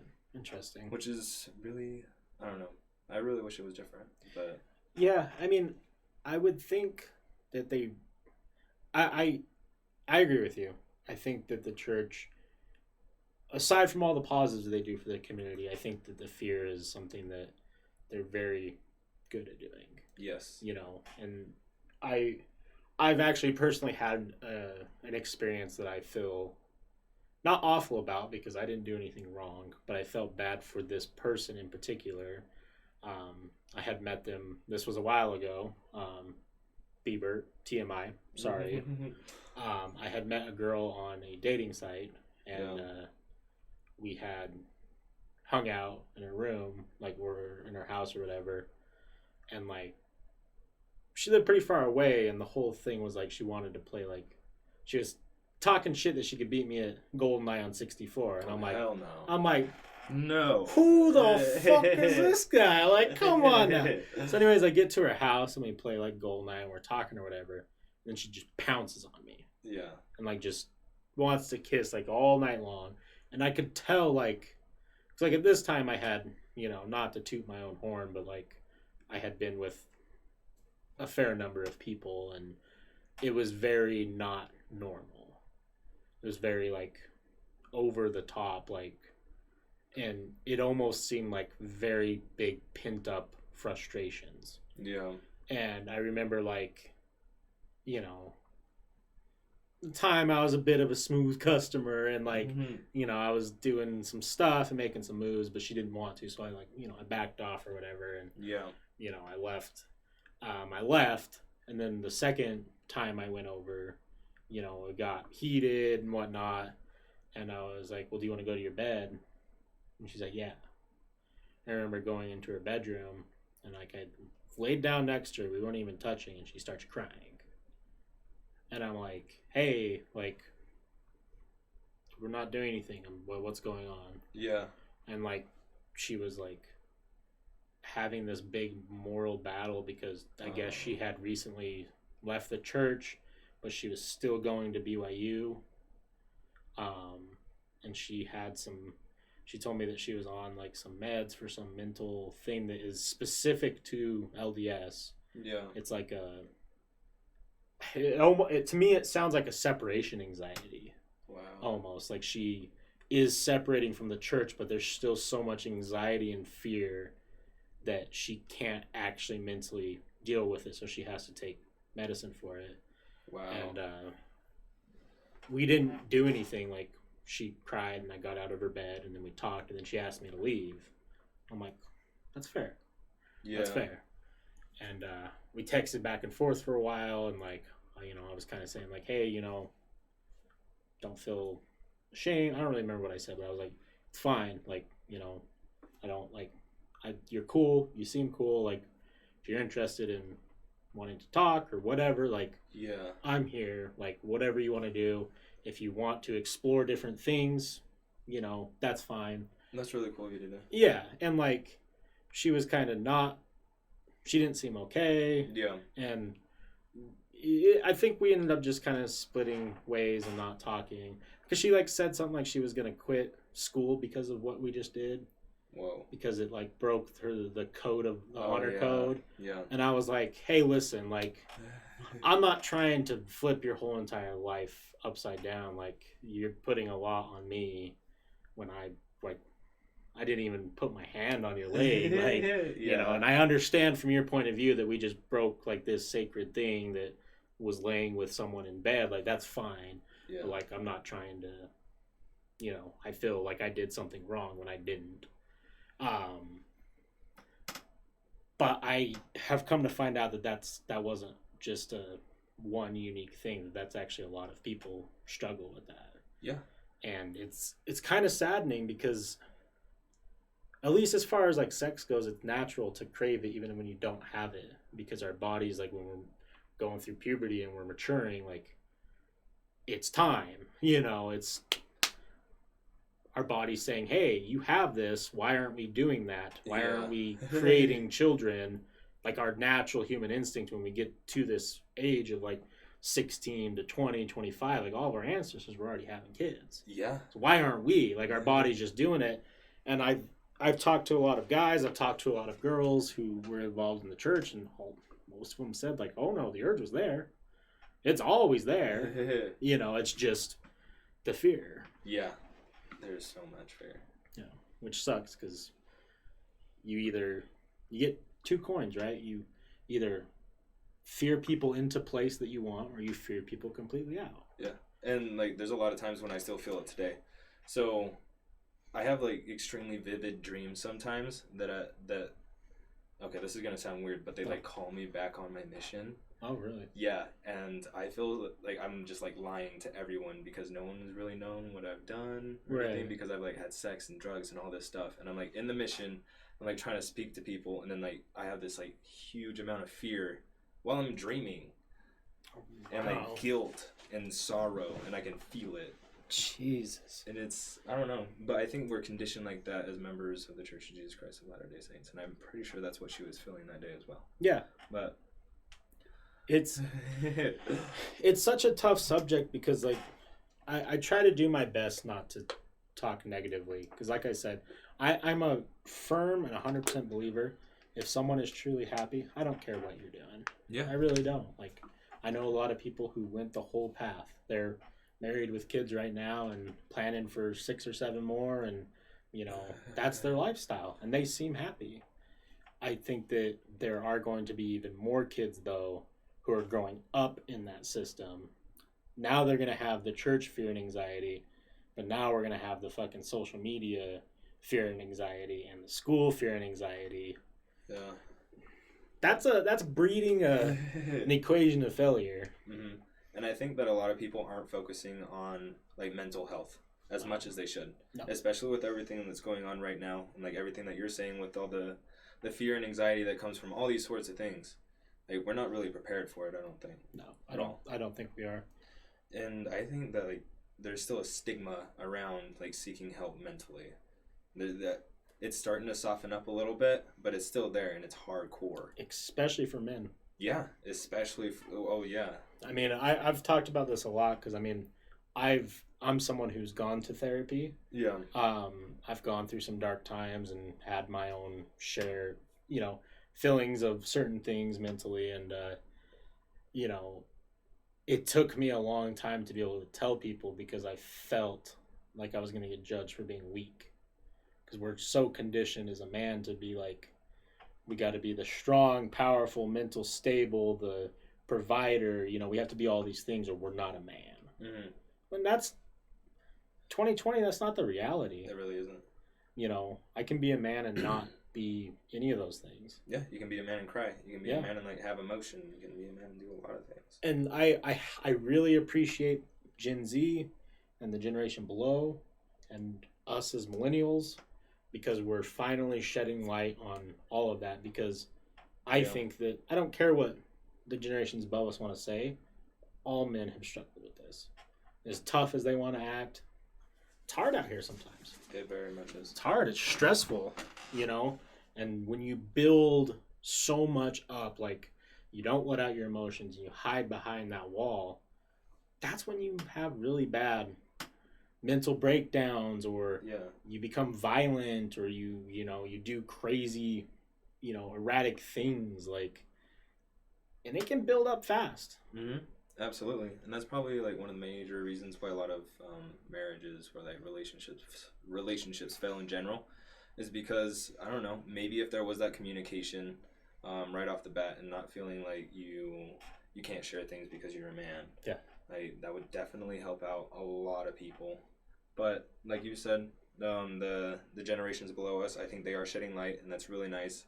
And we just need to help them out. I think we just need to do it more. Yeah, I think so too. I think that I know like the trend is to not like the generations below us. Yeah. I guess I understand why, because we just think that we're more experienced. But the reality is like the generation that's being born right now are the ones who like could potentially make us immortal because of technology. Like, yeah.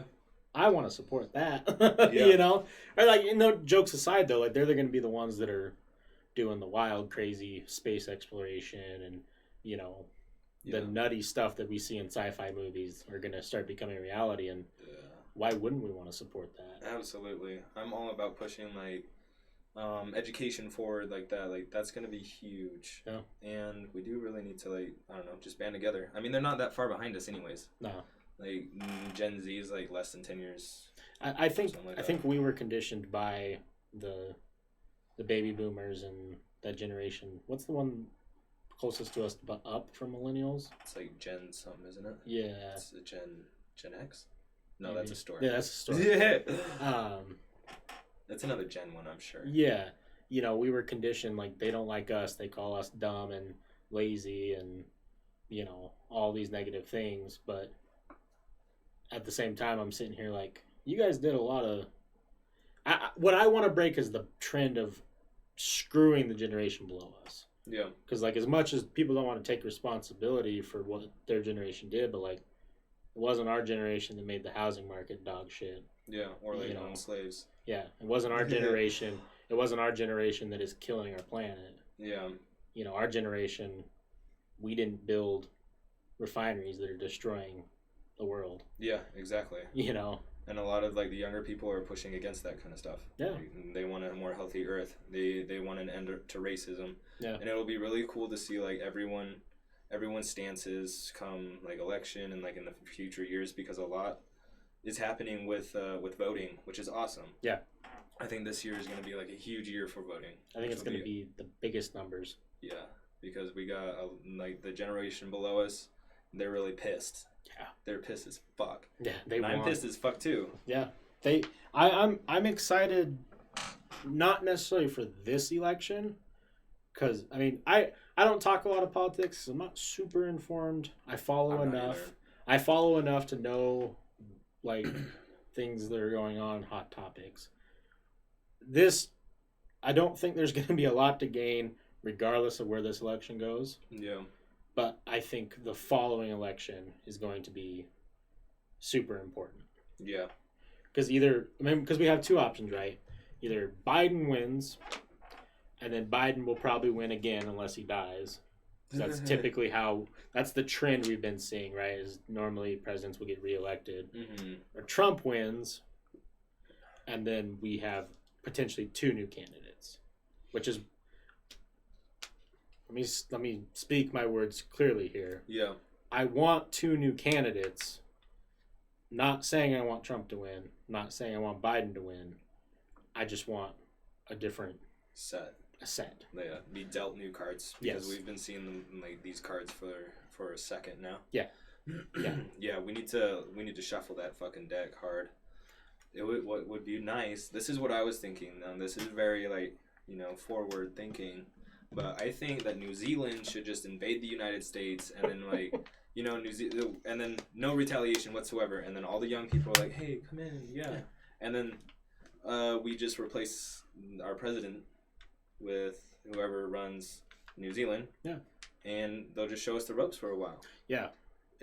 For 10 years. And then we'll go back to being the United States. Yeah. It's crazy to look at some of these other places and how it's ran. And I'm like, yeah. Damn. Did you see I can't remember the president or the guy who was trying to run for president that wanted this, but there's a country that is going to implement universal economy.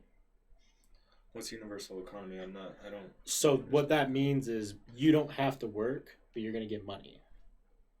I like the sound of it so far. Yeah. That's it. I mean, I'm sure there's taxes and whatnot that go into it. But the whole, they call it futuristic economy because in a lot of science fiction books and stuff, that's something that exists. And people who write like futuristic, like, what is it, futuristic realism, where they try and write what they think the reality is going to be. Yeah. A lot of them predict this universal economy. And the whole idea is to, like, let's say you and I both get, I don't know what number the country's going to do, but like, let's say me and you get $2,400 a month. Yeah. Just because we live.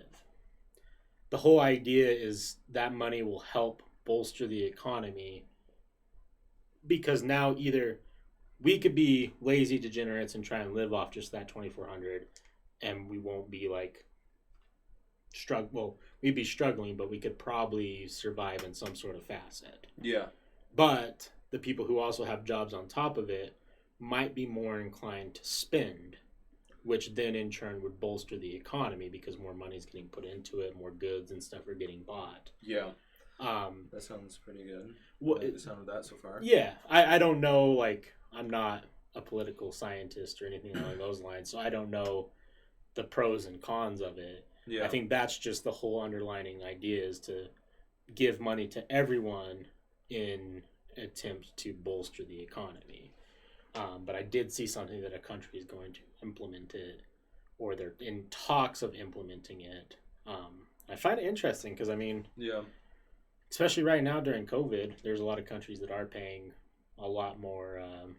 What's the checks called that we only got one of? I can't. It was so long ago. I can't remember. Some check. It was like a. Yeah. I completely spaced my mind. Yeah, me too.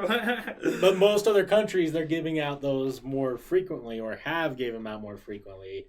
And I think they actually saw a boost from it. So they're like, well, shit. Maybe if we just did this regularly. Yeah, give people $1,000. Because, I mean, if you think about it, right, where you work now, if you had an extra $2,400, you'd probably, as I would, I'd probably go buy some things I want. Yeah, absolutely. You know? There's a few things that I would like. You know, I need like a TV stand. It would be cool to buy that. Yeah. You know, some normal stuff. Yeah. to spend on. Like, Yeah, not necessarily exactly. Just buy a bunch of tattoos. Yeah. when you work and you have to pay for rent and stuff, it's hard to come across that, money to go out and fun money. Yeah. So if you got like an extra $2,400 for fun money, yeah, hell yeah, I'll go bolster the economy. Absolutely. I mean, go support local businesses. Yeah, absolutely. Yeah. Go support my local drug. Yeah. Go support the economy. Exactly. Or your favorite bar. Yeah, your favorite bar. So I want to know about the tattoos. What all you got? Last time I saw you, I don't think you had any. Yeah, I had like a small underboob tattoo. Probably the last time you knew me. Yeah. It just said like a small word right there. But I've recently just like finished that up. And then I started working on the sleeve, and that took like a long ass time. Yeah. Because most of it was happening during the COVID thing too. Oh, so having to plan shit. Yeah. I mean, they don't necessarily mean anything. I mean, there's like some wording right there. What I was thinking is like I was gonna get, so right here I'm a little teapot, short and stout, and then I'm gonna get, here's my handle, and right here it says here's my spout. I love that. That's fucking great. And then I can like I fucking like that a lot. And that way, like, and if I ever get in a fight and like clock him with the left, like, Dude. you just got beat by a fucking teapot, bitch. And that'll be like my call sign or something. I don't know. I like that. No, what I was saying is I don't have good vision. Yeah. Oh, that's fucking dope. I just wanted to look painted. Yeah. And it's something that I've always wanted to do too. How far does it go up? All the way up? Yeah, all the way. Oh, wow. And then it goes like back a little bit too. Damn. But now that summer's ending, it'll be nice to go back in. Yeah. Get some more. Yeah, I'm planning myself. What are you gonna get? Lots.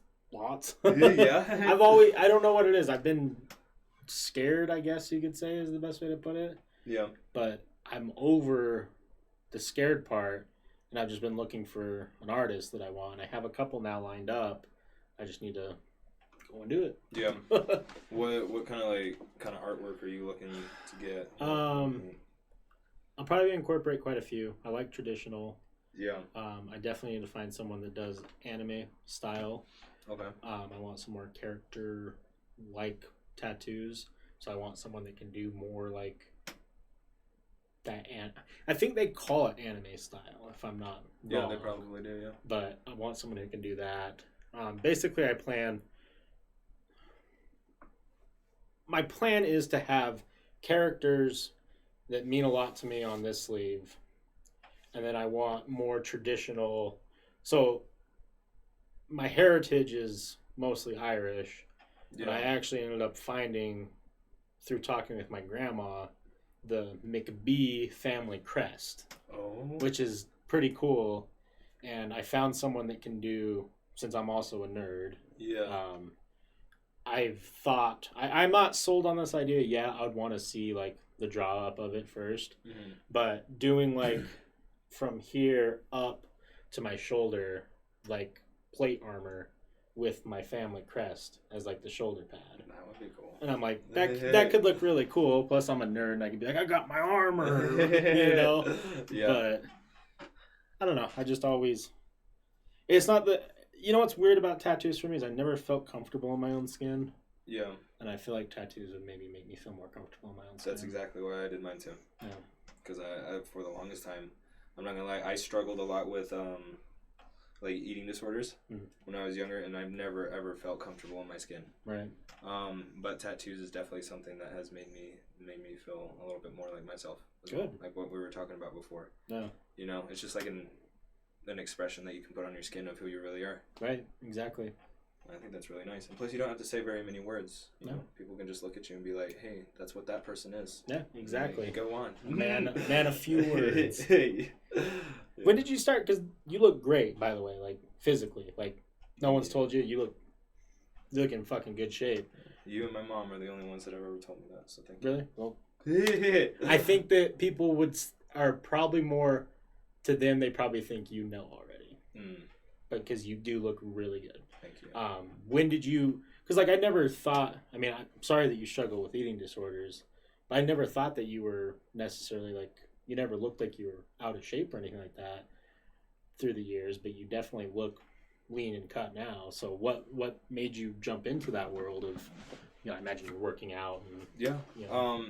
Absolutely. I mean, when I was a sophomore, there was a kid that called me a fat ass, like in math class. And that really got to me for some reason. I don't know. It was just like one of those things that you just kind of carried with you. Yeah. It's not like something that I really care about now. But that kind of ate at me, and that's when it started, kind of going down with the eating disorders. And I really wanted to do wrestling as well. And so I started like working out for that. My sophomore year, I weighed 160 pounds. And I struggled so much like with the sport because I was just getting beat up left and right. And then the next year I was like, you know what, I want to make a change. And I dropped like 30-40 pounds and I weighed like 135 or something like that. But ever since then, like I had this mentality of something weird that I had to like maintain something, and it stuck with me ever since. And I don't know, that's just kind of when it started, and it still happens like a little bit today. Right. But sometimes it'll like hit me at weird spots, like right before a date. Like I won't eat usually. Something stupid and weird. But no, I get it. Yeah, I get it. I mean, I've always been the big kid, and it's weird. I've gone through phases. Like I've been uncomfortable in my own skin for different reasons than weight. So I've always known like, as far as athleticism goes, I can handle my own. In a weird way, like I've been big for so long that I've grown accustomed how to move well being big. Yeah. And it's definitely something I'm working on a lot more now because as I'm getting older, I'm getting slower. Yeah. And I don't like it. I don't like it a lot. So I did some amateur boxing for a little bit. I really love the sport of fighting, as I'm sure you love, because you did wrestling and. Yeah, I like fighting a lot. Fighting's fun. I would love to get back into a weight class that I could feel comfortable competing in eventual years. Yeah. Because it's just, there's something primitive, but there's also like, fighting is one of those sports where it's you, right? Yeah. You don't need a team. Yes. You need coaches, right? You need inspiration. You got to get all that in some sort of way, but you walk out there, I don't got to worry about first base catching the fucking ball. I don't got to worry about the point guard making a shot. I don't got to worry about the goalie. Like, it's me, Yeah. And if you lose, I mean, it's because, I don't know, you just need to switch something up. It doesn't necessarily mean that you're worse or anything like that either. No. You just switch it up. Absolutely not. But that's one of the biggest reasons why I did wrestling as well, is because it is not a team sport. And I hate team sports so much. Yeah. Like, I hate not being past the ball in basketball, even though I suck. Like, I suck so bad at basketball, but it always felt bad. Yeah, but absolutely. That's what I really liked about, I don't know, like wrestling or like fighting in general. It's just all you. Yeah. Bring your A game and go hard. Yeah. If you're off that day, let's hope he's off more. Yeah. Did you wrestle all the way through high school? Yeah, I did sophomore, junior, and senior. So you did stuff with like Daniel, right? Daniel Jerome? Sanders, yeah. Yeah. He's been on the podcast. Daniel Sanders is so much fun. I love Daniel. So do I. He's so a great funny. Kid. Did you know Lee Kubik? Yes, I do know Lee Kubik. Yeah, I was pretty good friends with him for a while. Really? Yeah, him and his brother, Eric Kubik. He was in our grade. Oh, he was? Okay. Yeah. I remember the first one. What was his name? Lee Kubik. I remember him. Yeah, okay. So I know that he was heavy into wrestling for a while. What was that big fucker who just killed kids? Was his name Tiny? Yeah. That's right, Tiny. I remember because I went to a couple wrestling meets. Daniel invited me. Yeah. And I remember one specifically. It was at Woods Cross. And for those of you who obviously you don't know who this is, there's a kid named Tiny. I don't remember how big he is. I remember him ginormous. Yeah. But like, what would you say? Like 6'3", 6'5", maybe taller? He was very tall. 6'3". He's probably pushing 6'3". Yeah. I just remember him being a monster of a person. Probably like close to 300, if not more. Yeah, and he was built too. Like in the arms, he was strong. Strong tank. I remember him. They called his name right, and the audience went crazy because everyone knew who Tiny was. Oh, everyone knows Tiny. And he walks up with this like saunter, like not giving a fuck, laughing. Yeah. Laughing, smiling and laughing. And this kid he's going against, not small by the way. Yeah. Not very intimidating looking. He's all down in position, ready to go. And Tiny's just laughing. Doesn't even get into position. And, like, I remember him, like, grabbing him and just going, funk, hard as fuck. And this kid was just... And he got on top of him and pinned him in, like, I think it was, like, 7 or 8 seconds. Oh, yeah. And got up and then laughed and walked out. And I'm like, what the hell just happened? Yeah, Tiny was an athlete. Yeah. And he went far. He went to state. Yeah. Took like 4th or some shit. Like, he was a monster. Yeah. Because he played football too. Yeah. So, I mean, good for him. I wonder what he's doing. That'd be an interesting character to reach out to. Yeah. I need to find his name, though. Have you ever reached out to Sasha? Sasha. He was the one-legged wrestler. No, I haven't. I forgot about him. Yeah, he's a really cool kid. He took like 4th too, I yeah. think, in state. Oh, he was a monster wrestler. Yeah. Dude, he weighed like 115 pounds, and he was benching like 200. Hey, that's insane to me. Like that is crazy. I can't push past like, I don't know, 120 probably. I haven't benched in like a second. Yeah, I don't know. I don't know. But damn, I didn't realize he was that strong. Yeah, really a strong kid. There's a lot of people I want to reach out to, just because, like, it'd be so interesting just to get. Did you hear that? Yeah, that wasn't me. May have been me. There's so many kids that I remember just, like, being characters. Yeah. Just such characters, and I want to know, like, what that character is doing. Yeah, is doing nowadays. Because, like, I don't know. I think high school's defining for some people. Yeah. But so many people it's not. I think the vast majority it's not. A lot of people feel stuck in high school. Like, I felt stuck. Yeah. I felt like I had to do it. Like, I didn't necessarily hate it. Yeah. I think, I mean, I'm curious your perspective, because I talked about this with Ryan and Kyle. Like, as far as bullying goes, I always felt like our school was not too terrible. Yeah. I don't really remember bullying that much at all. Yeah. I feel like if you did bully, you would be bullied back. Yeah. Like, people wouldn't take that kind of shit. There's some people that I particularly remember, at least from junior high and high school, that I feel like, not that I necessarily would have partook in the bullying, but I feel like they did get harassed more than they should have. Like, someone who's watched the show a lot, Sheldon. Yeah, I remember. Shellshot. Yeah, Shellshot. I know him by his professional name. Yeah. Shellshot. No, I'm just kidding. I feel like he got harassed more than he should have. He's actually pretty awesome. He made a couple of my logos. He does really? That's his career path. Is he jeez, what's the title? Is it like a not a yeah, designer? like a graphics. Yeah, graphic designer. Okay. Yeah, he's a graphic designer. Great kid. There's a kid named Austin that we talked about. I don't want to say his last name, but he definitely caught the really short end of a lot of the sticks. Yeah. But as far as like, it's like, I think everyone has that fear going into high school, right? Like, it's going to be just awful. Bullies everywhere. I never really felt bullied. Me neither. I never really felt worried about anything. Me neither. I mean, I did see like a little bit more in elementary than I did ever in like maybe junior high. No? I felt really bad because like one of the girls I had like a huge crush on, but she got definitely teased. Her name was Katie. Do you remember Katie? No? Yeah, I remember a couple Katies. Okay. I mean, everyone and their dog's named Katie anyways. So. Yeah. I just didn't want to say the last name either, but... What did she get bullied for? Being pretty. Oh, yeah, that happens. Yeah. That's typically like, I gotta bully you because I think you're cute. Yeah. Yeah, and plus that shit usually stops after like junior high, and then you're just praised. Yeah, then you're just the holy. Yep. I want to talk about elementary. How much time do you have, by the way, just so I can... I have all the time in the world. Perfect. That's what I love to hear. I'm curious, like, because now that we're so far out of elementary, like, it's been,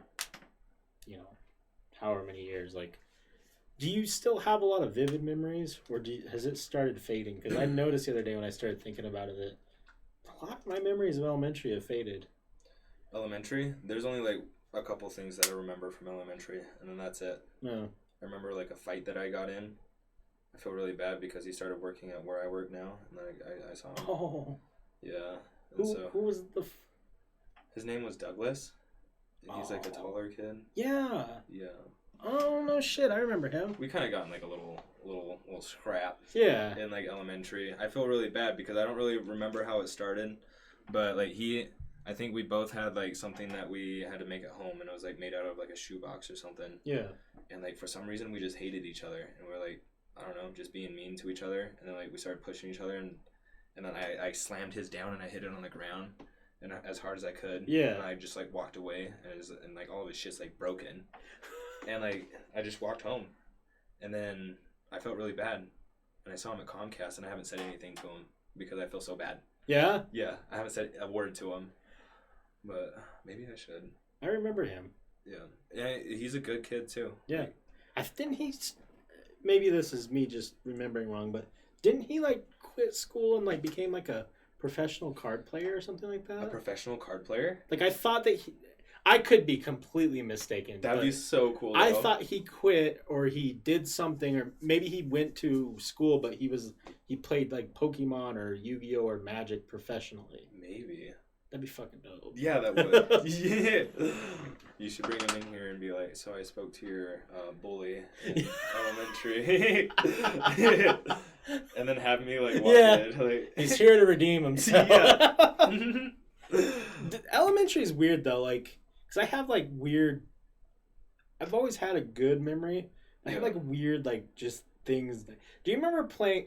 It's been driving me nuts. I've been trying to Google search for the past like 4 years to figure out what this is, and I can't. Oh no. Do you remember, like, when we would get in the computer labs?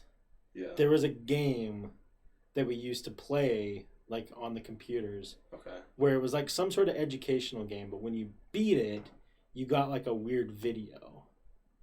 And this may spark like a weird nostalgia trip, but like, it was like a weird video, and there was like weird noises of like mirrors moving and stuff.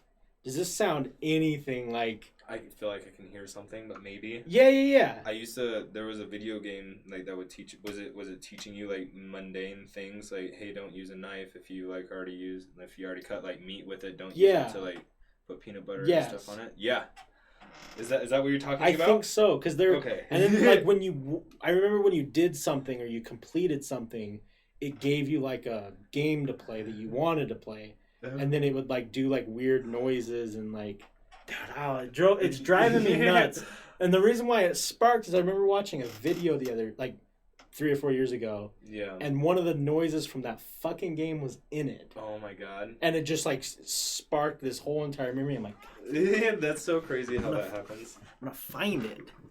But I'm trying to think if we had any same classes or same teachers through elementary. So I had Griffin for kindergarten, Morby, Flanagan, who was my neighbor. I had Flanagan. Yeah, Flanagan. Mm-hmm. Bateman. Didn't have Bateman. Hayes. I had Hayes. Yeah. Cannon was in our class. Yep. That was when Taylor Smith, I can say him because he's been on a bunch of times. Taylor Smith. he that's when he went to school with us. Yeah. Fahim, if I remember right. Fahim, I don't remember Fahim. I wasn't in that class. And then Mitchell. Miss Mitchell. I remember Miss Mitchell, but I was in the other guy's class. Oh, the guy? Yeah. The one with the goatee? Yeah. Yeah. He scared me. Yeah, he scared me too. Yeah, he was very scary. Yeah. That guy. I thought he was about ready to just like strangle kids. Yeah, he tipped over my desk one time too. Yeah? Yeah, he just like shoved it onto the ground because it was really cluttered inside and stuff. Yeah. And he's told me multiple times. But Danielson. Yes, Danielson. Yep. Okay. It's funny. I have some friends who have like siblings and stuff who go, and it's funny to hear them talk about shit that I remember. I'm like, dude, do you remember Miss Squires though? She was 5th grade and she was hot as fuck. Yes. Yeah. She was the one that her sister was the Utah. Exactly. Yeah, I still got that picture at my house of the one from her sister because they passed them out. Yeah. Hell yeah. I don't know where that picture's at, but I know I still got it. I had the biggest crush on her. Oh. And like we played this one game. This is like one of the only memories that I have of elementary that we were talking about. We were playing a game called Big Booty. And it was like, no. It was like when you all stand in a circle and it's kind of like left foot in, right. The hokey pokey. It's kind of like the hokey pokey game, yeah. I can't remember that. But it's called Big Booty, and you just kind of do the same kind of things. Yeah. And it it was crazy for me because like Miss Utah's sister was so fucking beautiful, and she's playing a game called Big Booty, and I'm like, oh my, yeah, losing my mind. Damn, should hit her up. I know. Do you remember me? Just kidding, I won't. That's bad. That's bad. Hey, have you ever had a... Never mind. I don't want to go that far. It kind of sounds hot, though. Yeah, it kind of sounds hot. Hey, have you ever slept with a former student? Yeah.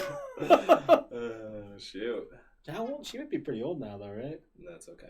Yeah, that's fine. I'm sure she's still smoking. Yeah, she's probably hitting 35, 40. Perfect. Okay. I'm trying to think. I remember there was one fight because of football. I remember when my old best friend pushed one of the twins into a pole and fucked him up. Blake and Brian? They used to do a thing, if I remember right, where they...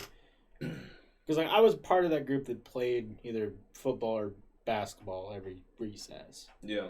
And I remember him and a couple people used to like try and come and steal our football. Oh, that's annoying. And it got to a point where we were so fed up with it where I remember one day Austin Helmick. Hey. Yeah, he was my best friend through junior high.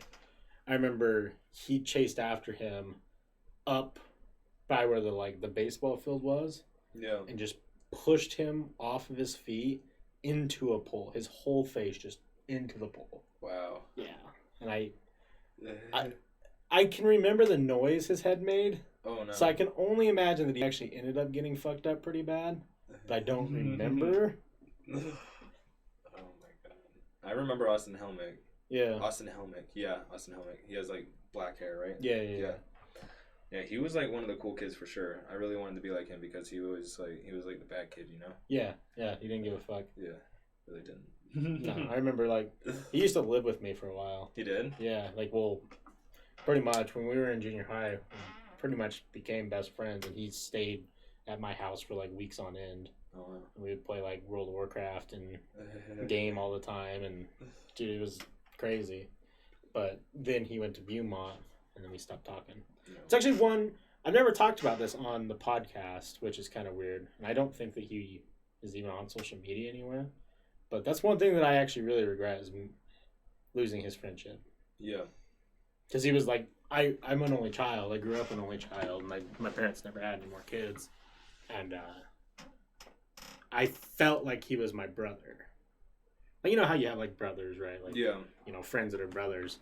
He lived with me for a while. Like, he had like a bed, you know? That's so cool. And like, he felt like a brother. And I never could explain why we stopped talking.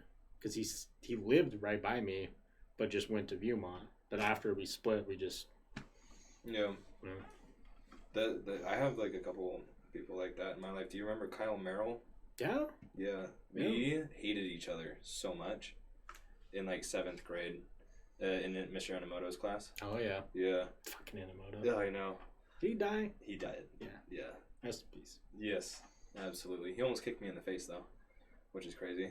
But I used to hate Kyle Merrill, and we hated each other so much, and we would just, like, shout at each other in Mr. Anamoto's room, and then he stuck us next to each other, and we became best friends, and it was, like, a hell zone, like, from then on in. Everyone else caught the flame.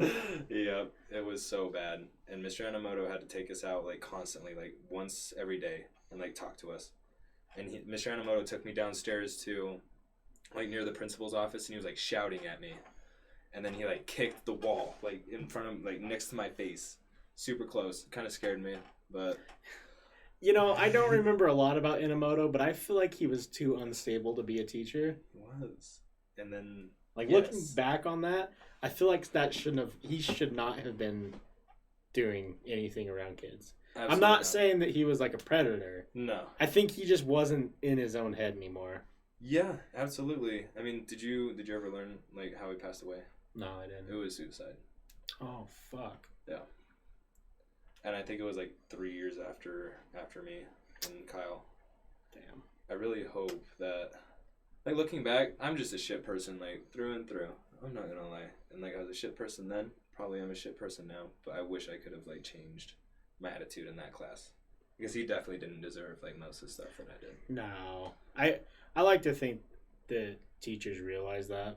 that they don't take anything personal. Because that's a weird perspective that, you know, I think we all start thinking about when we get out of high school is like, and we start working and we look back on our teachers and we're like, damn, they were just doing a job. Yeah. And like, there's teachers who put up with a lot of shit, especially if the teachers were like not popular.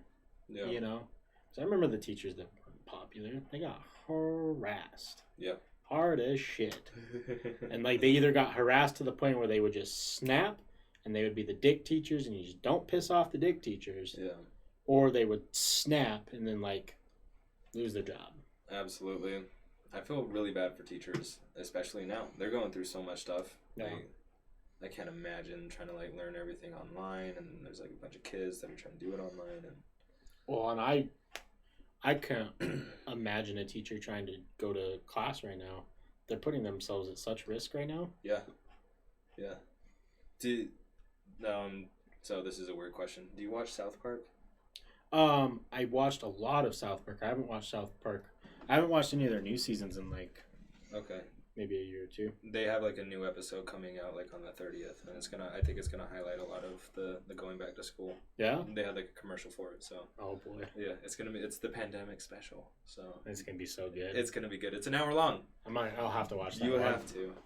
Yeah, it's not that I stopped watching South Park for any particular reason, because I grew up South Park. Like, yeah. A lot of kids did. It is so fucking good. It's way good. It's so smart. That's the thing, is people think South Park's like dumb and offensive, but it's actually the opposite. Yeah. They're making fun of things that need to be talked about. Absolutely. My favorite is like when they just like destroyed Tom Cruise with what's that religion? Scientology. It was so great. Like classic. At the bottom of the screen it says, "This is what they actually believe." And I was so surprised. It was so good. I'm curious, growing up LDS, did you ever get offended by their Mormon episode? No. I thought it was funny because like at the end they're like, "Oh, it was the Mormons." Yeah. That was the correct religion. And I was like, that's super funny. Yeah. But I want to go see their play. The Book of Mormon. Yeah, I heard that they do have a play too. Yeah. I didn't know. It's on Broadway. It's like super popular. It's not a poke fun at it. I think it's like a story of a Mormon boy who goes on his mission, and that's like the play. Yeah. And you get to see all of it. So I heard it's really funny, but it gets like great reviews. It came to Utah. Yeah. And it sold out, and it got like all of our snobby reviewers all gave it like high ratings. Really? Yeah. That's amazing. It would be fun to check that out. I think people are getting just a little too butthurt these days about things like this. Like, everything needs to be like made fun of to a degree. A lot of things need to be made fun of. Maybe not necessarily everything, but like a lot of things need to.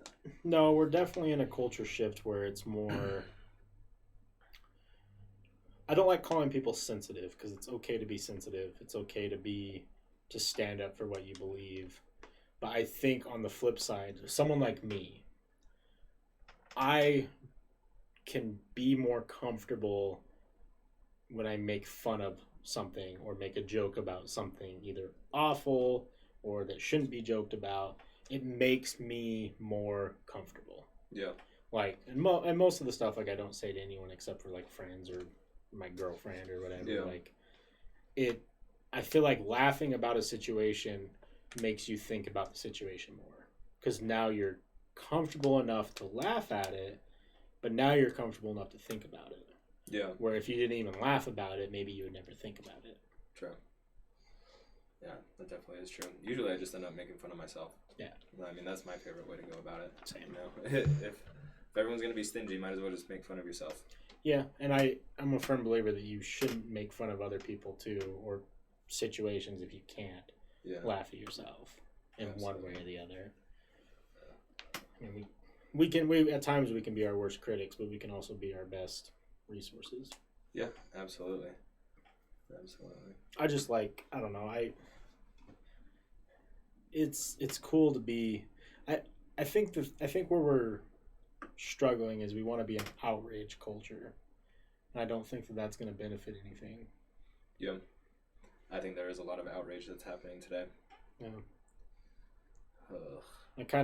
Part of me wonders too with how social media is, if people get outraged to try and gain clout, to have a following. Yeah, I think that a lot of people do. I mean, Logan Paul's brother, or whatever his fucking name is. Jake something. Yeah. I mean, he went out and, like, videotaped himself, like, smashing through shit. I've seen pictures online of, like, influencers that, they're, like, pretending to, like, paint a wall. Yeah. And, like, taking off graffiti for this shit. And then after that, then they just, like, go back into their car. Yeah. And they just drive off. Like, it's definitely a clout thing for a lot of people, I think. Yeah, and I personally have always been under the impression, like, if you're going to go do something to represent a group, or if you're going to go do something to, like, actually help the cause, you don't need to worry about putting it on your social medias and Instagram and saying that you're doing all these things. Someone else will capture it for you. Yeah. Like, if you're out there just for content, I don't know if you're out there for the right reasons. Yeah, absolutely not. You know, the whole argument against that, right, is like, well, we're posting it so people can see the message. I'm like, that's fine, but you're also gaining something from this. Yeah. You know, if you're trying to help, you shouldn't really gain anything from it. Yeah. But that's my personal humble opinion. Like, no, I completely agree with that. You know, I've had talks on here about all the stuff that's been going on in the world, and, you know, I think it's tough to have an opinion anymore. Yeah. You know, and heaven forbid, like, you, like, post it online and, like, offend someone, so. Yeah.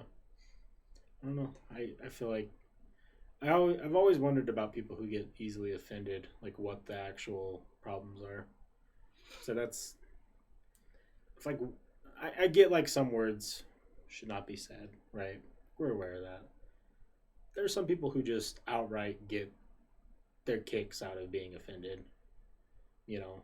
Or if you really get offended that easily by something, don't go online. Well, where's your priorities? Yeah. You know, like, I've seen some videos and talked to some people where, like, every third word is offensive, and I'm like, how do you get through your day?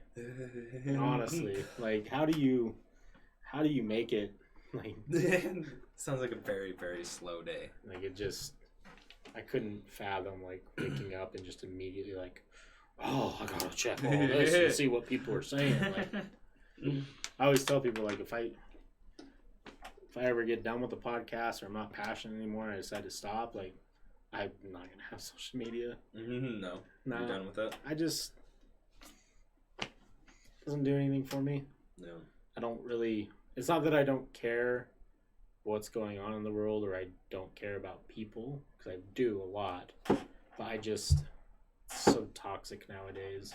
Yeah. And so, like, it's not social. It's like, I don't know. You can always get your information from a different source as well. Like, you definitely don't need to go onto social media. I'm pretty sure there's a lot of lies and a lot of miscommunications that happen on that kind of thing, so it'd be a lot nicer just get your information somewhere else. Yeah, there's lots of facades too. Like, am I actually knowing this person from the stuff I see on Instagram, or am I just seeing what they want me to see? Yeah, you never really know about someone. Yeah, so that's why I like just having conversations. Yeah, because you really actually get to know who a person is. Where, like, you know, I could follow someone on social media and see thousands of posts of who I think they are, but then they might be someone vastly different. Mm-hmm. That's just what they want to put on social media. Yeah, and it's kind of scary when you think about it. Just super scary. I've always been talking about an idea of, like, I think that we need to get to a point where social media is tied to us more strongly than it is. Meaning, like, I don't know how you do it. Like, I talked about, like, well, what if you had to do, like, your social security number, and now you can only have one Facebook, Twitter, or Instagram, or whatever. Because, like, people are so willing to say the worst shit you could ever think of. Yeah. And just because they're behind the screen. For example, so I used to do this podcast with Forrest. Yeah. And Forrest was my opposite, you know, edgy, wild, loved him, hilarious. He got blocked by, it's one of the apostles on Twitter, one of the Mormon apostles, Windorf or something Dorf. Yeah, there's I want to say Ganondorf, but I know it's not. It should be. It should be Ganondorf. No, but I know who you're talking about. It's something Dorf. Yeah, Dorf. Yeah, Uchtdorf. Yeah, there we go. Yeah. He got blocked by Uchtdorf on Twitter, and then because he didn't even say, if I remember right, he didn't say anything like super fucked up. Like he replied to one of his comment or one of his posts on either Facebook or Twitter or whatever. He got like legit messages from people saying that they wanted to kill him. What? Like legit. That's crazy. Messages, like people saying like, "Where's your address? Like we'll find you." Like, just like, and then you click on the picture and it just looks like a average Karen or some fucking dad. Yeah, and what's sad is that those people are probably religious and like are practicing that religion. Yeah. And here they are doing death threats. Like that's insane. Yeah. I mean, I've had people say they were gonna kill me online for just no reason. I'm like, okay. Yeah, I would have been like, please, just like come at me. Try. I just, and I get trolling is an art form in its own way, right? Like, yeah, good trolls can really like have an impact, which is scary. But there's a point in time where like people like that who can't even control their emotions through a screen. Wow. Think of like if you bump them the wrong way at the store or something like that. Yeah, I mean, I'm pretty sure we have seen some of those people online as well. I mean, they have their name, and it's Karen. Yeah. And we have seen many videos of... Dude, lots of managers getting spoken to. Yeah, absolutely. And I'm pretty sure that's exactly what happened, was that they were bumped into wrong that day, or they just are racists. And yeah. Just stupid. Oh, my God. You know... The racism stuff, I still just don't understand it. When we grew up in Utah, we grew up in Woods Cross, Utah. Yeah. Not very culturally diverse. Wasn't. We didn't have a lot of different cultures involved in our schools. Yeah. You know, we have a larger population of islanders, you know. Mm-hmm. But aside from that, we weren't super culturally diverse. I still, to this day, don't understand how someone becomes racist. I don't either. It's never... I just don't get it. I don't get if that was like... I'm hoping... And I don't know. I don't have answers to any of this. But I'm really hoping that was a generational thing. And it is going to... I hope to God it is. That our millennials and below, it's going to become less and less. Because like... So I do a book club with a bunch of girls. And... It's read between the lines, isn't it? Shouts out! Hey, shout! We, after George Floyd was murdered, we were sitting here talking about it. Yeah. It's like, it's crazy, right? And we were able to sit in here, and after about 2-3 minutes, we all knew someone who was racist. Really? Yeah. And I was just sitting there thinking, like, racism's not dead, but everyone that we knew was older. Yeah. I don't know anyone my age who is a peer or that I've met that's racist that I can think of. So I really hope that it's a generational thing that is going to... I don't think it will ever die. I just, sadly, yeah. I don't think we'll ever see a point in time where people will be able to say that racism's dead. But I hope that it just becomes less and less because... Well, we still have like a long way to go with the racism thing as well. Oh, I mean, like the generations above us, like they're still young, kind of. Yeah. I mean, they're like hitting their 50s, and they still have like 20 years, 30 years left in them, and they're gonna still be able to spew out their shit from their mouth about racism, and they're gonna deal with it for so long. And it's a family thing too, right? Like, so if your parents are racist, they're not like the odds of you being racist are gonna be higher. They're going to spew their bullshit, and if you're young enough to absorb it, you might absorb it. Yeah. But I hope that people... That's the one thing that I love about social media and that now we're so connected across the world that we can put, like, we can see everything. We can see all the good, the bad, the evil, the great, the happiness. Yeah. And I hope that actually will be a influence in at least slowly trying to weed out those racist ideologies because like I don't know, it just blows my I have a good friend who I don't know if he wants this story to be public, but well actually I have a lot of good friends who have experienced racism, and it just, I don't know. I couldn't imagine it. It just, yeah. It's sad. It really is. Hopefully the people that have, like, the parents that are racist, that, like, teach that kind of shit to the younger people, hopefully they get drowned out by their own peers. Yeah. Because, like, I think young people, like you were just saying, are taking the initiative in regards to eliminating it.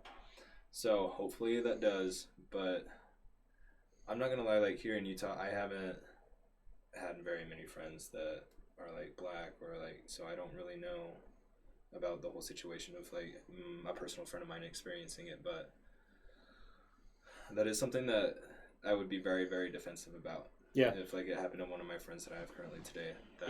It's one of those things, too, where it's just, I've had stories get told to me, and it's heartbreaking.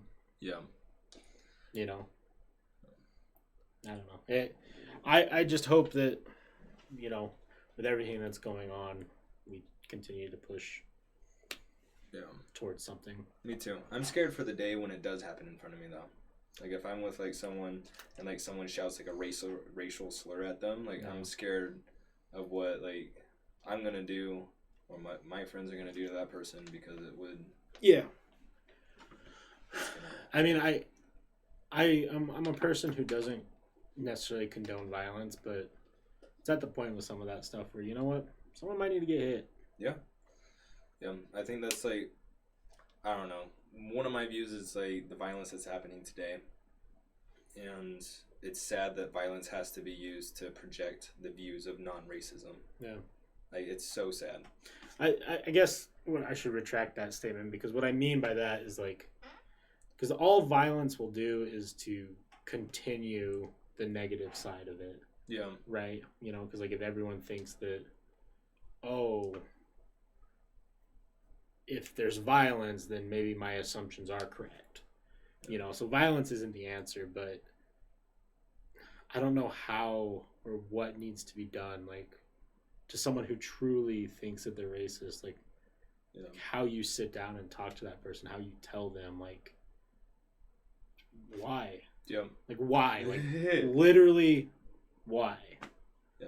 And I think, like, it would be awesome if violence wasn't the answer. I personally think that, like, violence shouldn't be the answer.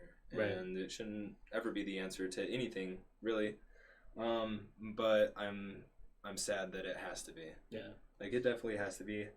And I'd rather it not. But it is definitely a tool that's used today to project views. Yeah. One thing that does scare me about that, though, is on the political side of things. I'm growing more and more fearful of the violence politically that's being shown on this different sides between, I always forget, is it the Proud Boys and Antifa? Those are the two. I recognize Antifa. I don't recognize the other one. Yeah, I think I'm not too smart. I'm not gonna lie. Like, I don't know a lot of things. I don't know a lot about politics, but what scares me about that is, like, that's such a slippery slope into a division that is unmendable, and, like, divisions like that, like, kind of what started to happen in the Middle East. Like, if you look at pictures of what, like, Iran and Iraq looked like in the 70s and 80s, or I'll blow your mind. Yeah, isn't it, like, kind of nice? It's, like, fairly nice, isn't it? Super nice. Yeah, let's go ahead and take a look at it, though. Let's see here.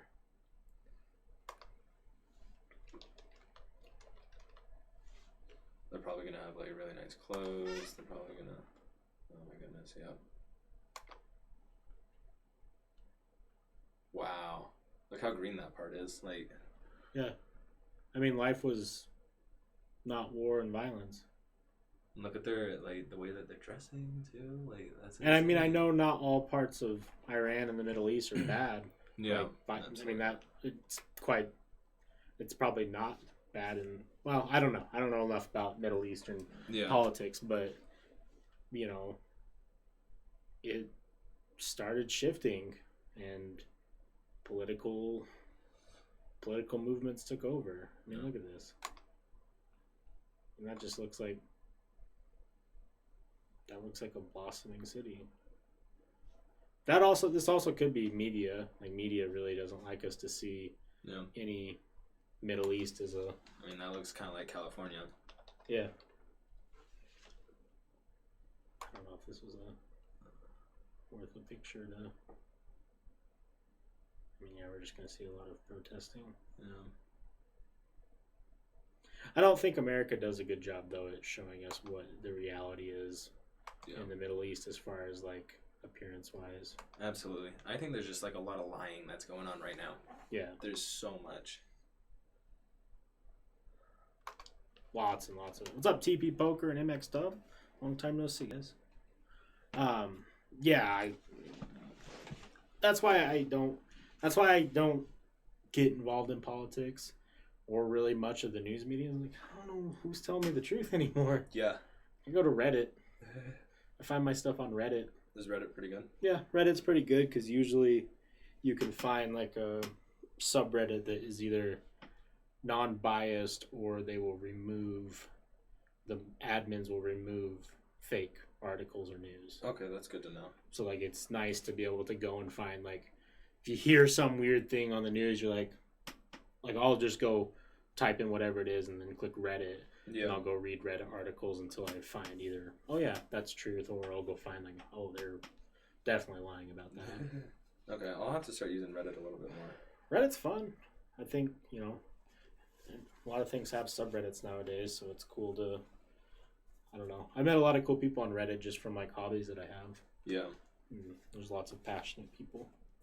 Good and bad. Yeah. Good and bad. Are you doing, so this is always an interesting topic to talk about is like, I know that you work for company. We talked a little bit before. I don't want to put their name on too much blast, but is there anything that you want to work towards? Like as far as like, future goal? Future goal? I know it's a tough question. I know. Yeah. Sorry to put you on the spot. No, I don't mind. Like what we were saying before we started, like I am taking it day by day. I think a lot of it has to do with the fact that I'm still working on an identity. Yeah. But I would like to work towards something, and I'm just struggling on finding out what it is. Like I hate going to school. Yeah.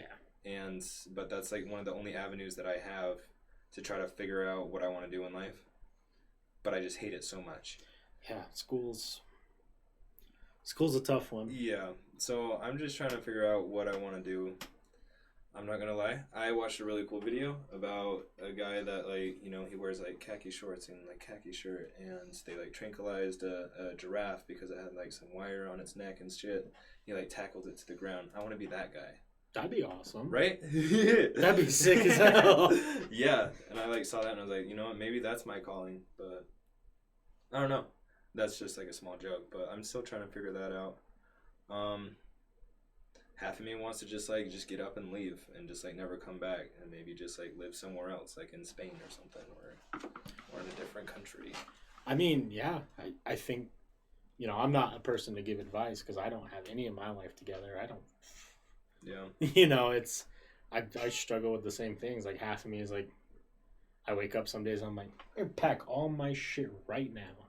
Just disappear, but at the same time half of me is like, well, maybe I should go do this and maybe I'll like that or maybe I'll fall in love with that. But it's definitely tough, and I think though you're on a lot of right tracks. I hope so. Thank you. Because I mean it's tough out here. As they say, it's tough in the streets. It's tough when it gets lonely, it gets scary, it gets it's hard to see that future happiness or whatever it might be, and the day by day is definitely important.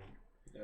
And I've realized that some of the most fun and also some of the best things or the most like things I'm proud of is when I took risks.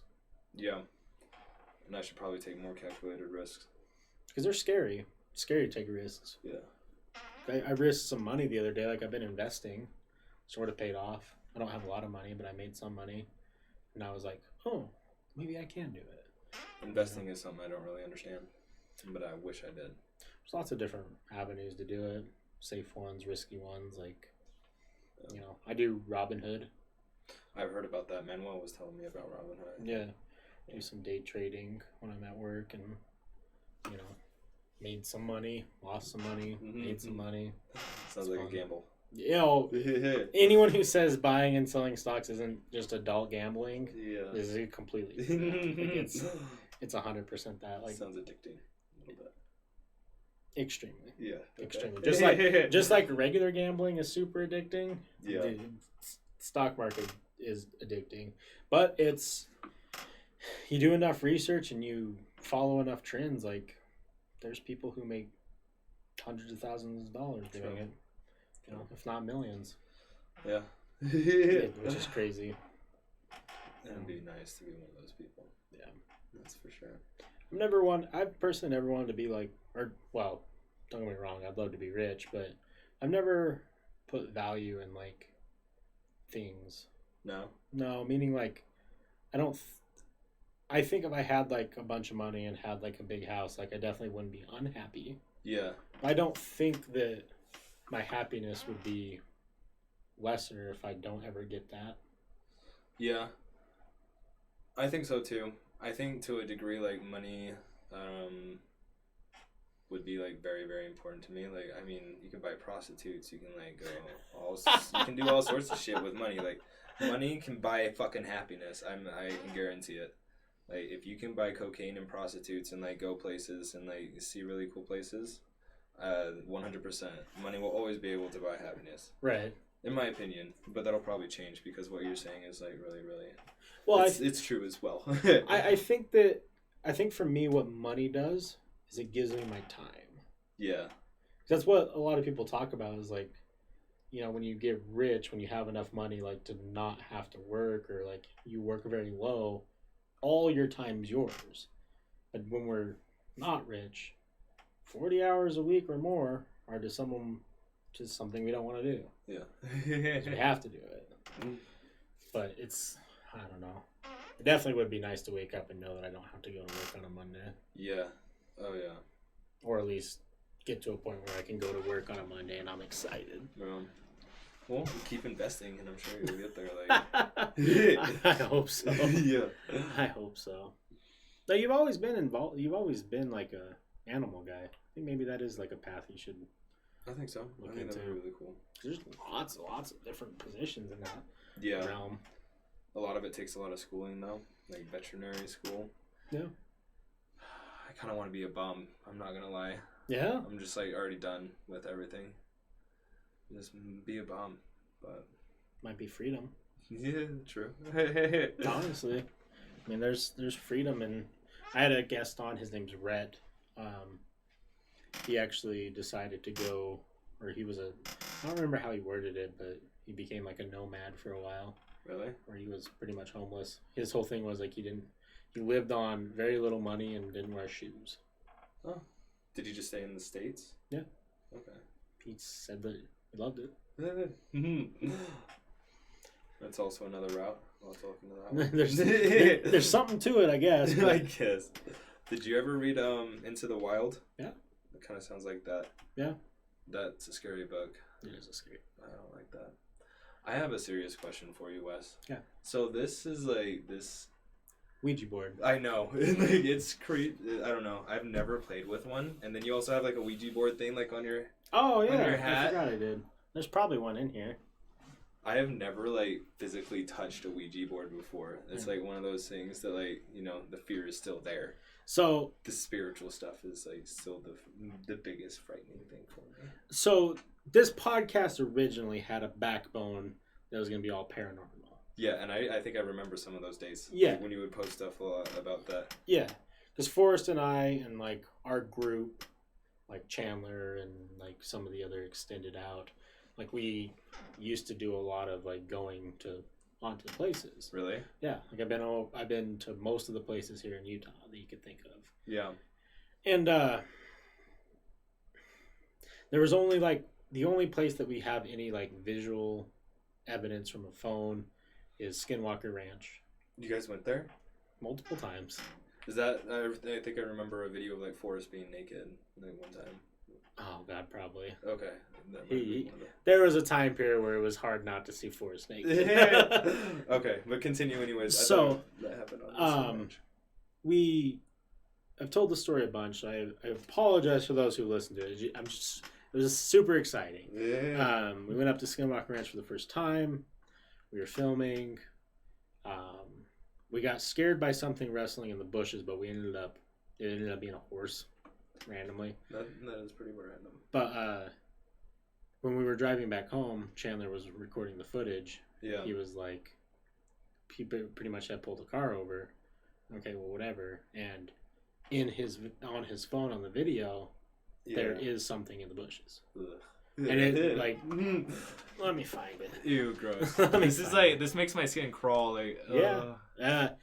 I don't have nightmares of this, but like, is it gonna it's gonna give me nightmares? No, it depends on how you look at it. If you think it is something, maybe. If you think it's just bushes, I don't know. Okay. I usually joke about this now because like I don't know. I didn't see it with my own eyes. Yeah. I saw it on a phone, and we had the still shot of it from the phone. I don't know what it is. I can't tell you. I can't even tell you if it was really there because we didn't physically see it. Yeah. But it's creepy, and like I usually joke around about it here on the podcast because like, oh hey, look, there we are. Hey, you look handsome as ever. Thank you. In the flesh and also on the camera. Don't not add photos. I don't want to do that. But to be completely honest with you, as far as like, hey, look at that, a little baby forest.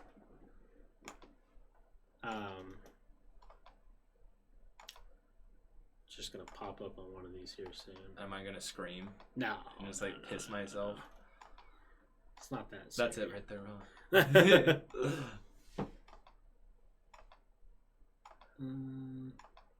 Because like this stuff, I don't know. It makes me really nervous, but I'm also like really excited. I think it's crazy. Oh, there's like, Ryan now. It's telling you. Ryan Aposian. Oh my goodness, like he is a Viking. Yeah. Yeah, that. Hold on. This was probably a bad idea. A Dybbuk box is something that like apparently is cursed. Okay. And so there was a viral video like about, when was this posted? March 22nd of last year. Right around that time there was this viral video of this guy opening some infamous Dybbuk box, and I guess what that is like someone has either cursed an item and put it in there or somehow put a spirit into a box. Sounds pretty far-fetched. I don't know if I believe it. Yeah. But there was a viral video that was either extremely well done, like well edited and created, or some scary shit happened where he opened this box and then like bunch of like poltergeist stuff started happening. So we bought one off eBay. I'm nervous right now. We bought this off eBay and opened it up in here, and I mean something kind of happened, kind of didn't. Was there like a something? Well, is that it? Yeah. Oh. Stop on the next one. Is that the face? Why can I not?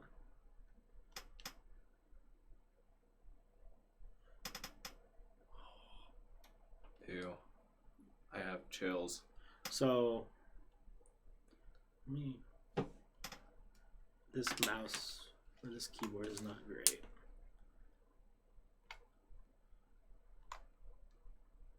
Ugh.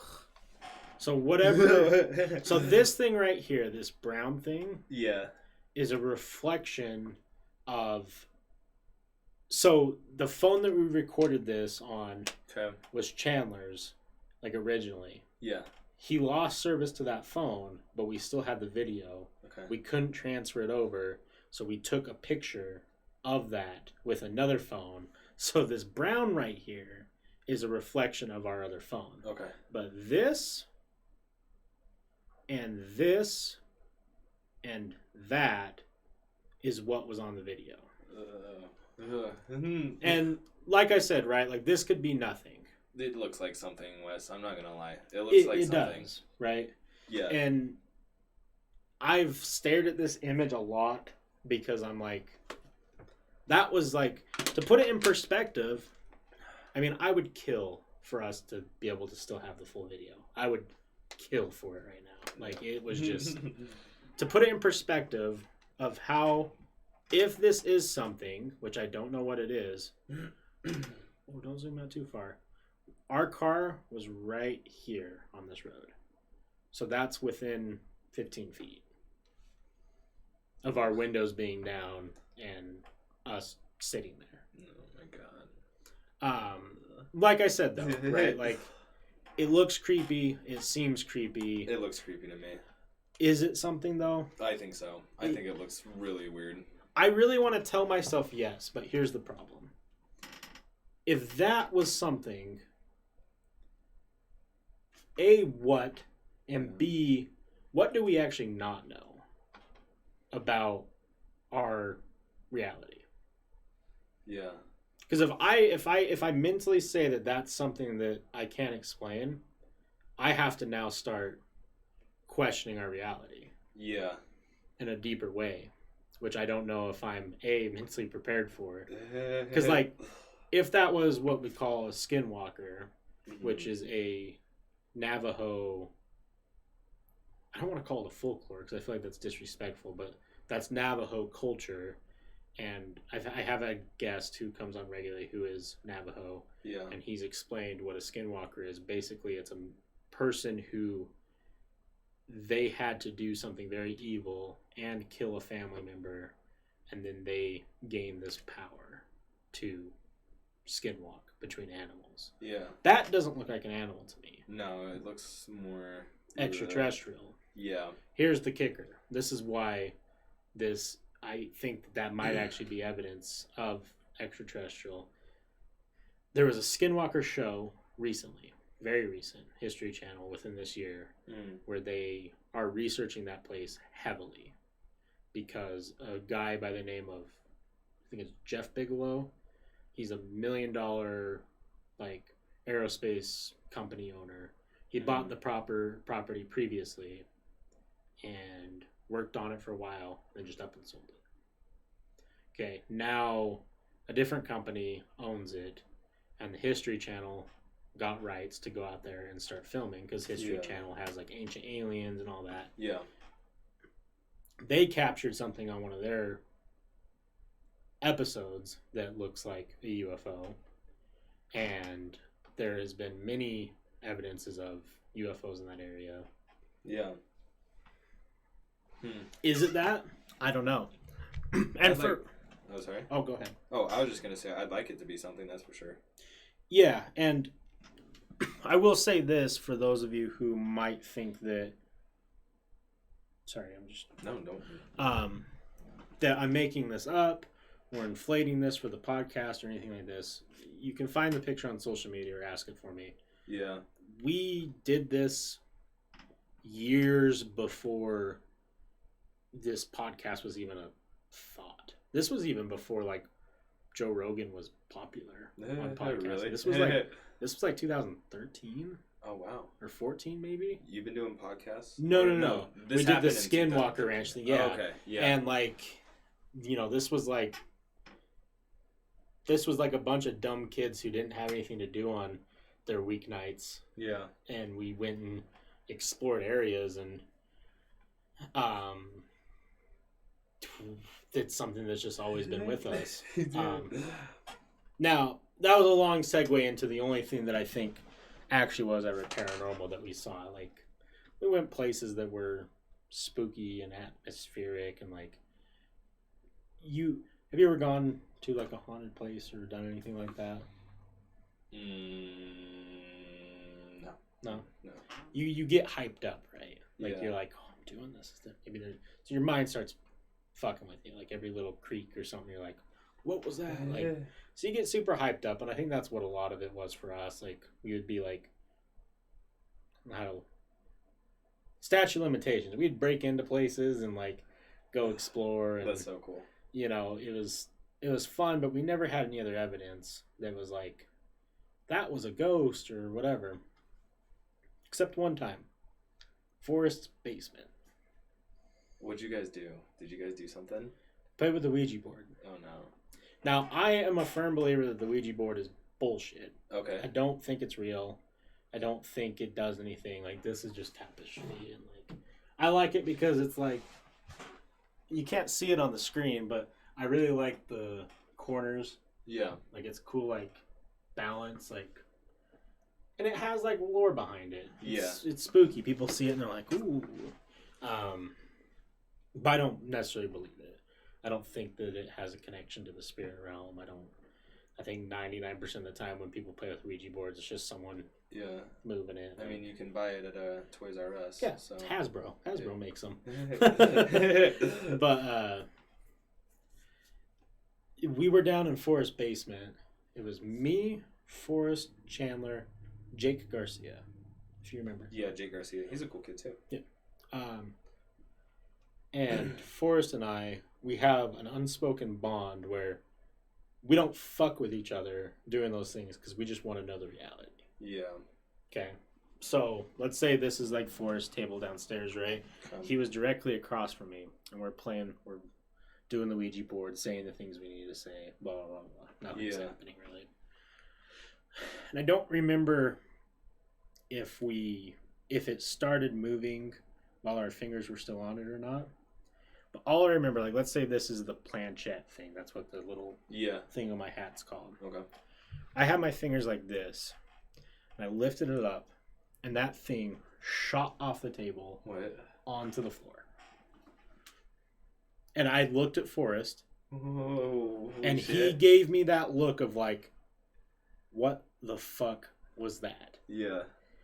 And to this day, like, because like I think that Ouija boards, because of the hype behind it, you can subconsciously do things.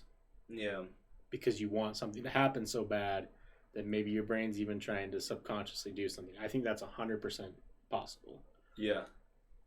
I don't think he subconsciously flung it, because I was looking. You can, like, if I were to like fling this thing, you would see my fingers. His fingers didn't do anything. Sounds like it flipped far too. Like. Yeah, like if I were to give you an example, it would have probably landed like close to the wall. Okay. Yeah. I still to this day could not tell you what that was, why that happened. Was it the Ouija board? Was there something else? Yeah.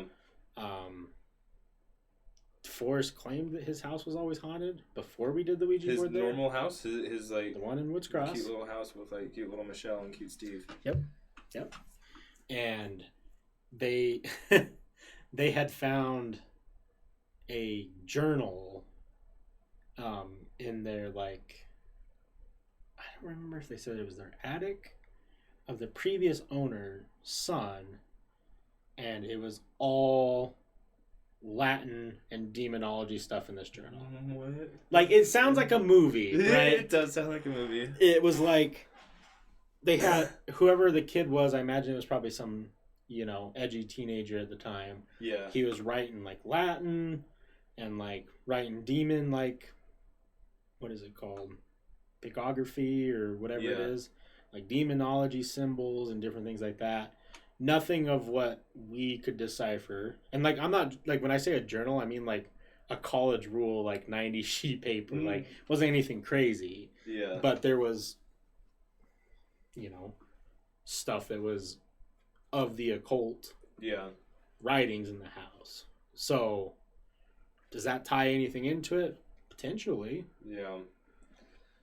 But those are the only two things that have ever happened to me that I thought were like potentially paranormal. Gross. Did you ever like feel anything like, I don't know, in your body? Did you like feel like something different? Not with. There was one more too. I'll tell you in a sec. Okay. I forgot about I have a story for you too. Okay. So like stories on stories. No, I've never felt anything like this, but I will tell you, and I've told people this too. If you ever go up to Skinwalker Ranch, take a couple minutes to yourself and just go stand somewhere. When you're up in that area, I can't tell you what it is. I don't know what it is. I don't know if it has anything to do with what all the stories are up there. The best thing I can explain to you is it feels like there's a child. Like, this is how I felt. it felt like someone small was standing on my shoulders the whole time I was up there. Really? I don't know if it's like pressure or like, I know it's elevation, but it's not super high up there in that area. Yeah. It just felt like the whole time like something was just standing on me. I just felt like, ugh. Oh, I don't know why. Hmm. But as far as like feeling like a ghost or anything like that, no. Typical like chills, like when you're in a creepy area, but like yeah, nothing ever where I was like, ooh. So what's your story? Yeah. It's like it's a little bit weird because it has to do with like the church a little bit, if that's okay. Yeah. Oh yes, please. Okay. So when I was serving in like an LDS mission, me and like a friend of mine were like one of the leaders, and we were over like a group of missionaries, and there was like some sister missionaries, and one of the sisters like called us over the phone, and she was like, "Hey, our sister missionary is like acting really weird. Can you please come over? Like she's like drawing on herself." And she's like scratching at her arms, and we went over there to kind of like check it out, and it's really creepy to talk about. But I remember the sister missionary. She walked downstairs. She's from the United States, and she's like, she won't come down the stairs, and we trying to like we're not like yelling to the other sister missionary, but she was like trying to come down the building. And I remember her walking down, and she like stopped midway at the stairs. And like I couldn't see, I don't know, her eyes were so black, and she like stopped there and she kind of stared at us, and she didn't say anything, and then she like came down the stairs really slowly, and she just like stopped right in front of us, and she was like, I don't know, it was like a glazed over look. Okay. And when she was speaking, she was like, I don't know, it was really dark and like low, but you could hear something behind it a little bit. Okay. And like I looked at her arm, and she was like trying to draw a cross in it a little bit, and that kind of freaked me out. But we didn't know what to do, so we were like, "Do we? I don't know. I'm not like an exorcist, right? So I'm just trying to decipher if this woman's like just like going crazy, or if she's like trying like a moment. Yeah, I don't know. And so I like got in the taxi with her, and we were like trying to contact some other leaders. I'm like, hey, let's bring her to the church, you know? Right. And when I was in the car, I was like trying to like speak to her a little bit, like try to get stuff out of her, and she was just like so out of it. And when I'd speak to her, I don't know, it's gonna sound like a stupid movie or something. No, I'm really sorry, but like I swear to you, like I would hear like something behind her voice, like more than one. Oh shit. Yeah. Like maybe 3. This I don't know, but I'm not trying to like hype up the story or anything like that. No. But it was a really different experience. South America, like, there's a lot of stuff like that happens that you'd be able to hear from, like, a lot of different missionaries. But we did bring her to the church, and I remember, like, how scared she was. She was like, where am I? I don't know where I am. And we were, like, trying to lift her out of the car, and, like, she wouldn't budge. And she would, like, keep talking in the way that she was. But we tried to, like, take her into the church, and she would stop at the doors. And she didn't want to go, and she was like, where am I? I don't understand where I'm at right now. We had like to physically push her through the doors. Really? Like, sit her down. And like, I don't know. That was my weird experience with like, I don't know, a ghost thing. But so reflecting on it, what do you like? If you were to say like, do you think that maybe she was possessed? Maybe. I don't know. I'm not gonna lie, like when I reached out to like some of my other leaders, like it was downplayed a little bit, and like, oh, she just had like a psychological problem, and then she was sent home within a week. So I don't really understand like everything that happened. I can't find her on social media, I don't think, because I did look for her a little bit. That is interesting, because you know, the Mormon Church doesn't practice any. I don't want to say it's demonology, but that's kind of the term for it. Like exorcism? Yeah. Yeah. They do. Yeah, I performed the exorcism. What? Yeah. Hold on. Okay. Keep going. Then. Yeah. Tell me, so you performed... Okay. I need some more backstory here for a second. So, I know that in South America, especially... there is higher numbers of that being recorded. Yeah. Like, and no one knows why. No one knows what it is. You can find videos online of legit priests, and yeah, it's typically Catholic. It's not normally LDS or Christians, but Catholics who go and they perform the exorcist on someone who is acting very abnormal, like extremely abnormal. So I didn't know that the LDS had any form of... Yeah, they're able to perform all sorts of exorcisms. Like, they do it all the time. Really? Yeah, like, if you're experiencing something in your home, you could always, like, call your bishop, and, like, the bishop would come over and, like, perform an exorcism or bless the house. But... Mm-hmm. I didn't know that. Yeah. Do you know, like, kind of what a blessing is? Yes. Yeah, so that's what me and my companion did. We, like, performed a blessing, like, to cast out the demon. And, like, it was a really weird experience because, like, so do you know what it looks like when they put their hands on the head? Yes. Like, yeah, when we did that, like, she would, like, go, like, almost limp and, like, say things that, I don't know. It was a really weird experience, but we tried to, like, cast it out. And it seemed like it went okay, but she was still, like, fucked up for some reason. And then they sent her home within a week because the people went and just came and picked her up. You didn't hear another word from I didn't hear anything else. I don't know where she's at. What? Yeah. And she was there serving a mission. Yeah, which is the craziest part. Do you recall, like, sorry to dig. I don't care. This is so crazy. Just, like, ask away. I don't freaking care. Did you guys know the area was, like, hot for that? Like, have you guys heard anything prior to getting to where you were at? No. I mean, in a lot of the areas, you'd always hear things about that kind of stuff.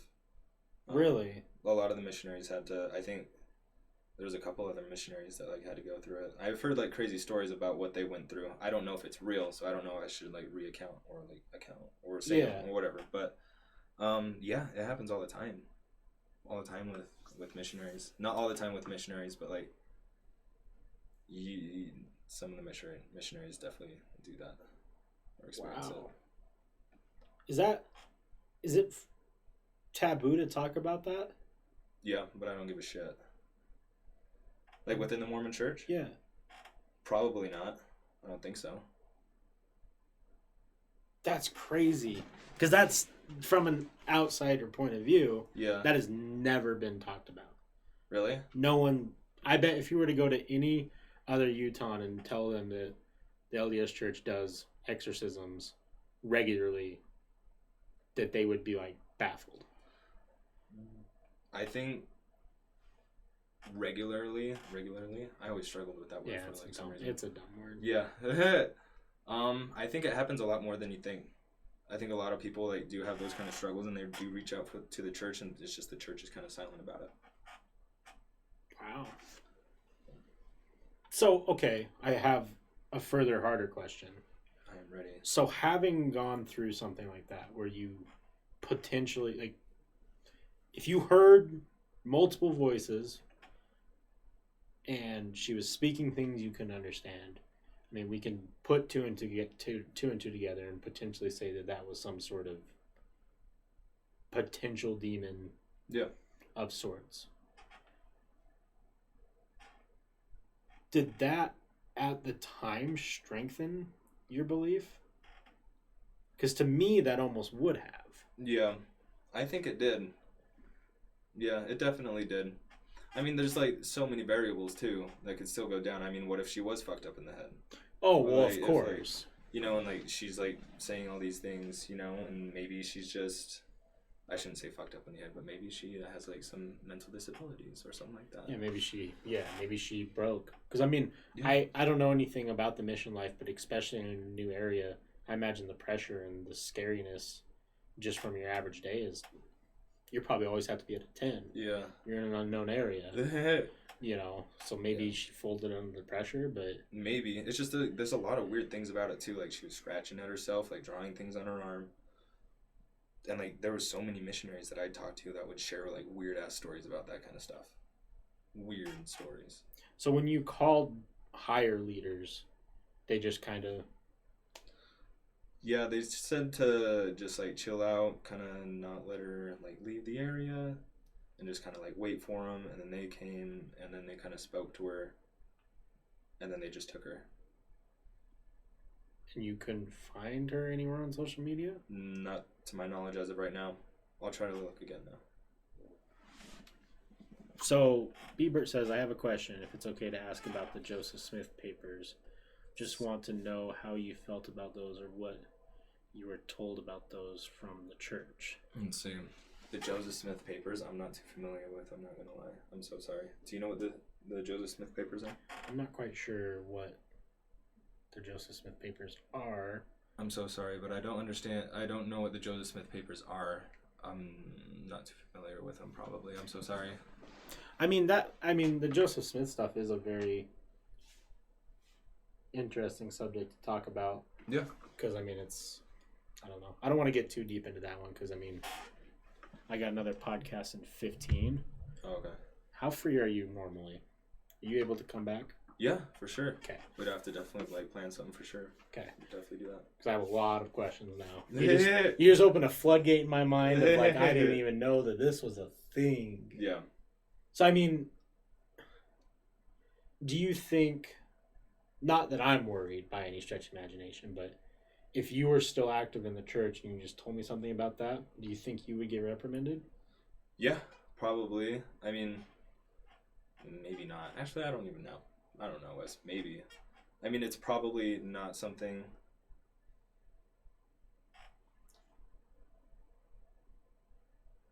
Please take consolation. That kind of sounds like Scientology a little bit. Well, yeah, a little bit. I kind of get what she's saying now. Hold on just a moment. What was I saying? If you would get reprimanded for... Oh, yeah. If I would get reprimanded, it would be highly encouraged that I don't speak about it. Really? It's more of like a personal thing that you would do with like I don't know, maybe... Actually, it's just said within the church that you probably shouldn't talk about the devil too much because it invites him. So...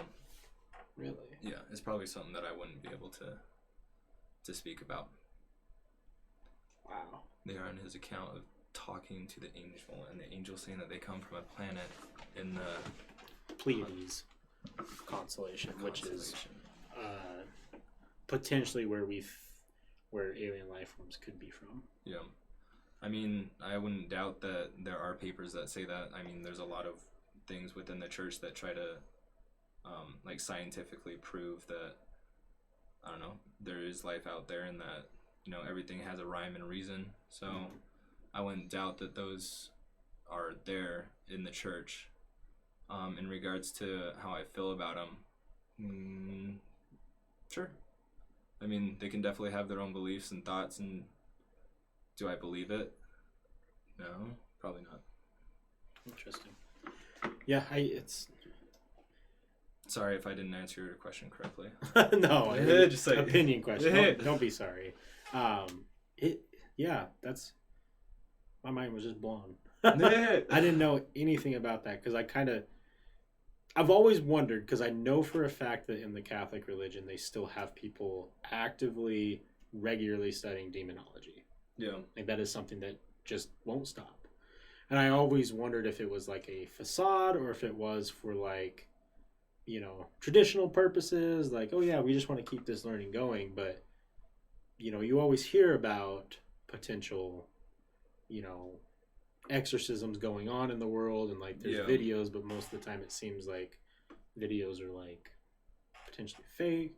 But to hear an actual account of something that potentially was, I don't know, that stuff like that makes me question things too, right? Because like, if that was a demon, then in turn, I guess I would have to assume that there's something that we don't quite understand. Yeah. Whether or not it's the LDS church is right or not, or something else is right or not, like that's to be, who knows, right? But if demons are real, you know, there's got to be something else that's real. Yeah, I mean, it could just be like a demon could be used like a little bit more of like a loose term, and like we could just say spirit, and you know, just like maybe it's a spirit. It doesn't necessarily need to be a demon. It could be a demon. I don't know. I mean, maybe it's really thin in our, what are they called? Like our realms or whatever. Yeah. Or like dimensions. Dimensions. There's a better word for it. Because I've come to, as I've gotten older, I've done a lot of thinking on what I believe about spirits, ghosts, afterlife, heaven, hell, God, devil. Like, yeah. And one thing that I've been thinking about that might be more of a, at least it makes me think more of it, like maybe there isn't such things as like a ghost that we know of it, or like a demon that we know of it. But what if there's like, let's say something traumatic happens here. Yeah. Right? Like the worst thing you could think of happens right here. Okay. And then we feel different, or we feel something, or we hear something, or like whatever it might be. You know, at all points in times as humans, we're giving energy out. Yeah. Right. Like that's something we know scientifically. Like that we give energy, kind of like how plants give oxygen. Like we can't see it. Yeah. It just happens. So I've always wondered that maybe if what we as a culture call like a spirit or a ghost is actually just mass amounts of energy left over from something crazy that happened. Yeah. A murder, a sad death, you know, a rape, something tragic that took someone's energy. Yeah. Made someone just use all this energy, and now it's like imprinted in our reality that we can't see, but we can, it's still there in some sort of form. It's so strong for some reason. Yeah, maybe that could be a explanation, and maybe she walked through some sort of weird energy and it just happened to like hit her, like, because you know, I could be anything. It really could. You know, I think there's too many variables. Absolutely. That's the same thing with the picture I showed you. Yeah. You know, as much as I want to believe that that was like an alien, there's too many variables. Yeah. If I would have got out of the car and like saw it and been like, what the fuck? Then I would have answers, right? Yeah. But that's very interesting though. Yeah. Yeah, it is. It's definitely a... Have you ever told anyone that story? A few times. No? Like 3 times or something like that. I don't know. Are you okay with it being on the... I don't give a shit. I mean, what are they going to do to me? Yeah, true. I mean, am I going to... I don't know. Are people going to make fun of me? Maybe. Probably. Hopefully. Probably not. I mean, I imagine if a certain group of people find this video, they'd probably love it. Because, like, a lot of people who are interested in the occult enjoy hearing stuff like personal experiences, because you don't... From everything that I've talked to over the past 3 hours we've been here, I don't feel like you have any reason to fib. There's nothing to gain. No, absolutely not. So, I mean, you just told me a legit story of a situation that happened to you, and like, which is amazing. Like, it's crazy you had an experience like that happen, and that's beyond, you know, what it was. Variables, who knows, but yeah, still weird enough that you'll probably never forget it. Absolutely not. Yeah, absolutely. Like, I can't imagine, like, some of the other, like, people that have done the same thing. Like, imagine being, like, 22 or something like that, and, like, you see some, like, weird shit like this. Like, it's I don't know. It's kind of weird. Yeah. Well, let's wrap it up for tonight. Okay. This is always the funniest thing that I like to do a podcast. Did it feel like 3 hours? No, it didn't. It's weird, isn't it? I always tell people, like, when they come on, like, when we get done closing out, I'm like, we just talked for 3 hours. Yeah, it was awesome. Yeah, loved it. I always give people an opportunity to plug anything if they want. I don't plug anything. Like, if you have social medias you want people to check you out on, or reach out to you if they want, or anything like that. If not, we can just send your good energy and vibes my way to Cole Cook. Do that. Send them. All of it. As for my closing, thank you everyone for watching. I have another podcast that will be going live here in about 10 minutes.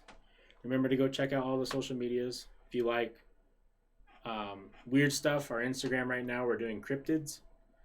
Posting information about different cryptozoology, different thing like that. It's kind of cool. If you're listening to this on any of the audio only, so Pandora's, Spotify's, iTunes, all you guys, Stitcher, I appreciate you. Thank you for listening. Remember, you can always watch us live on twitch.tv/Topshelfers, or you can find it on YouTube. Everything is posted there. You can see what our guests look like. You can see my chunk. Come see it. It's amazing. And yeah, if anyone wants to collaborate or come on the show, reach out. Thank you, everybody.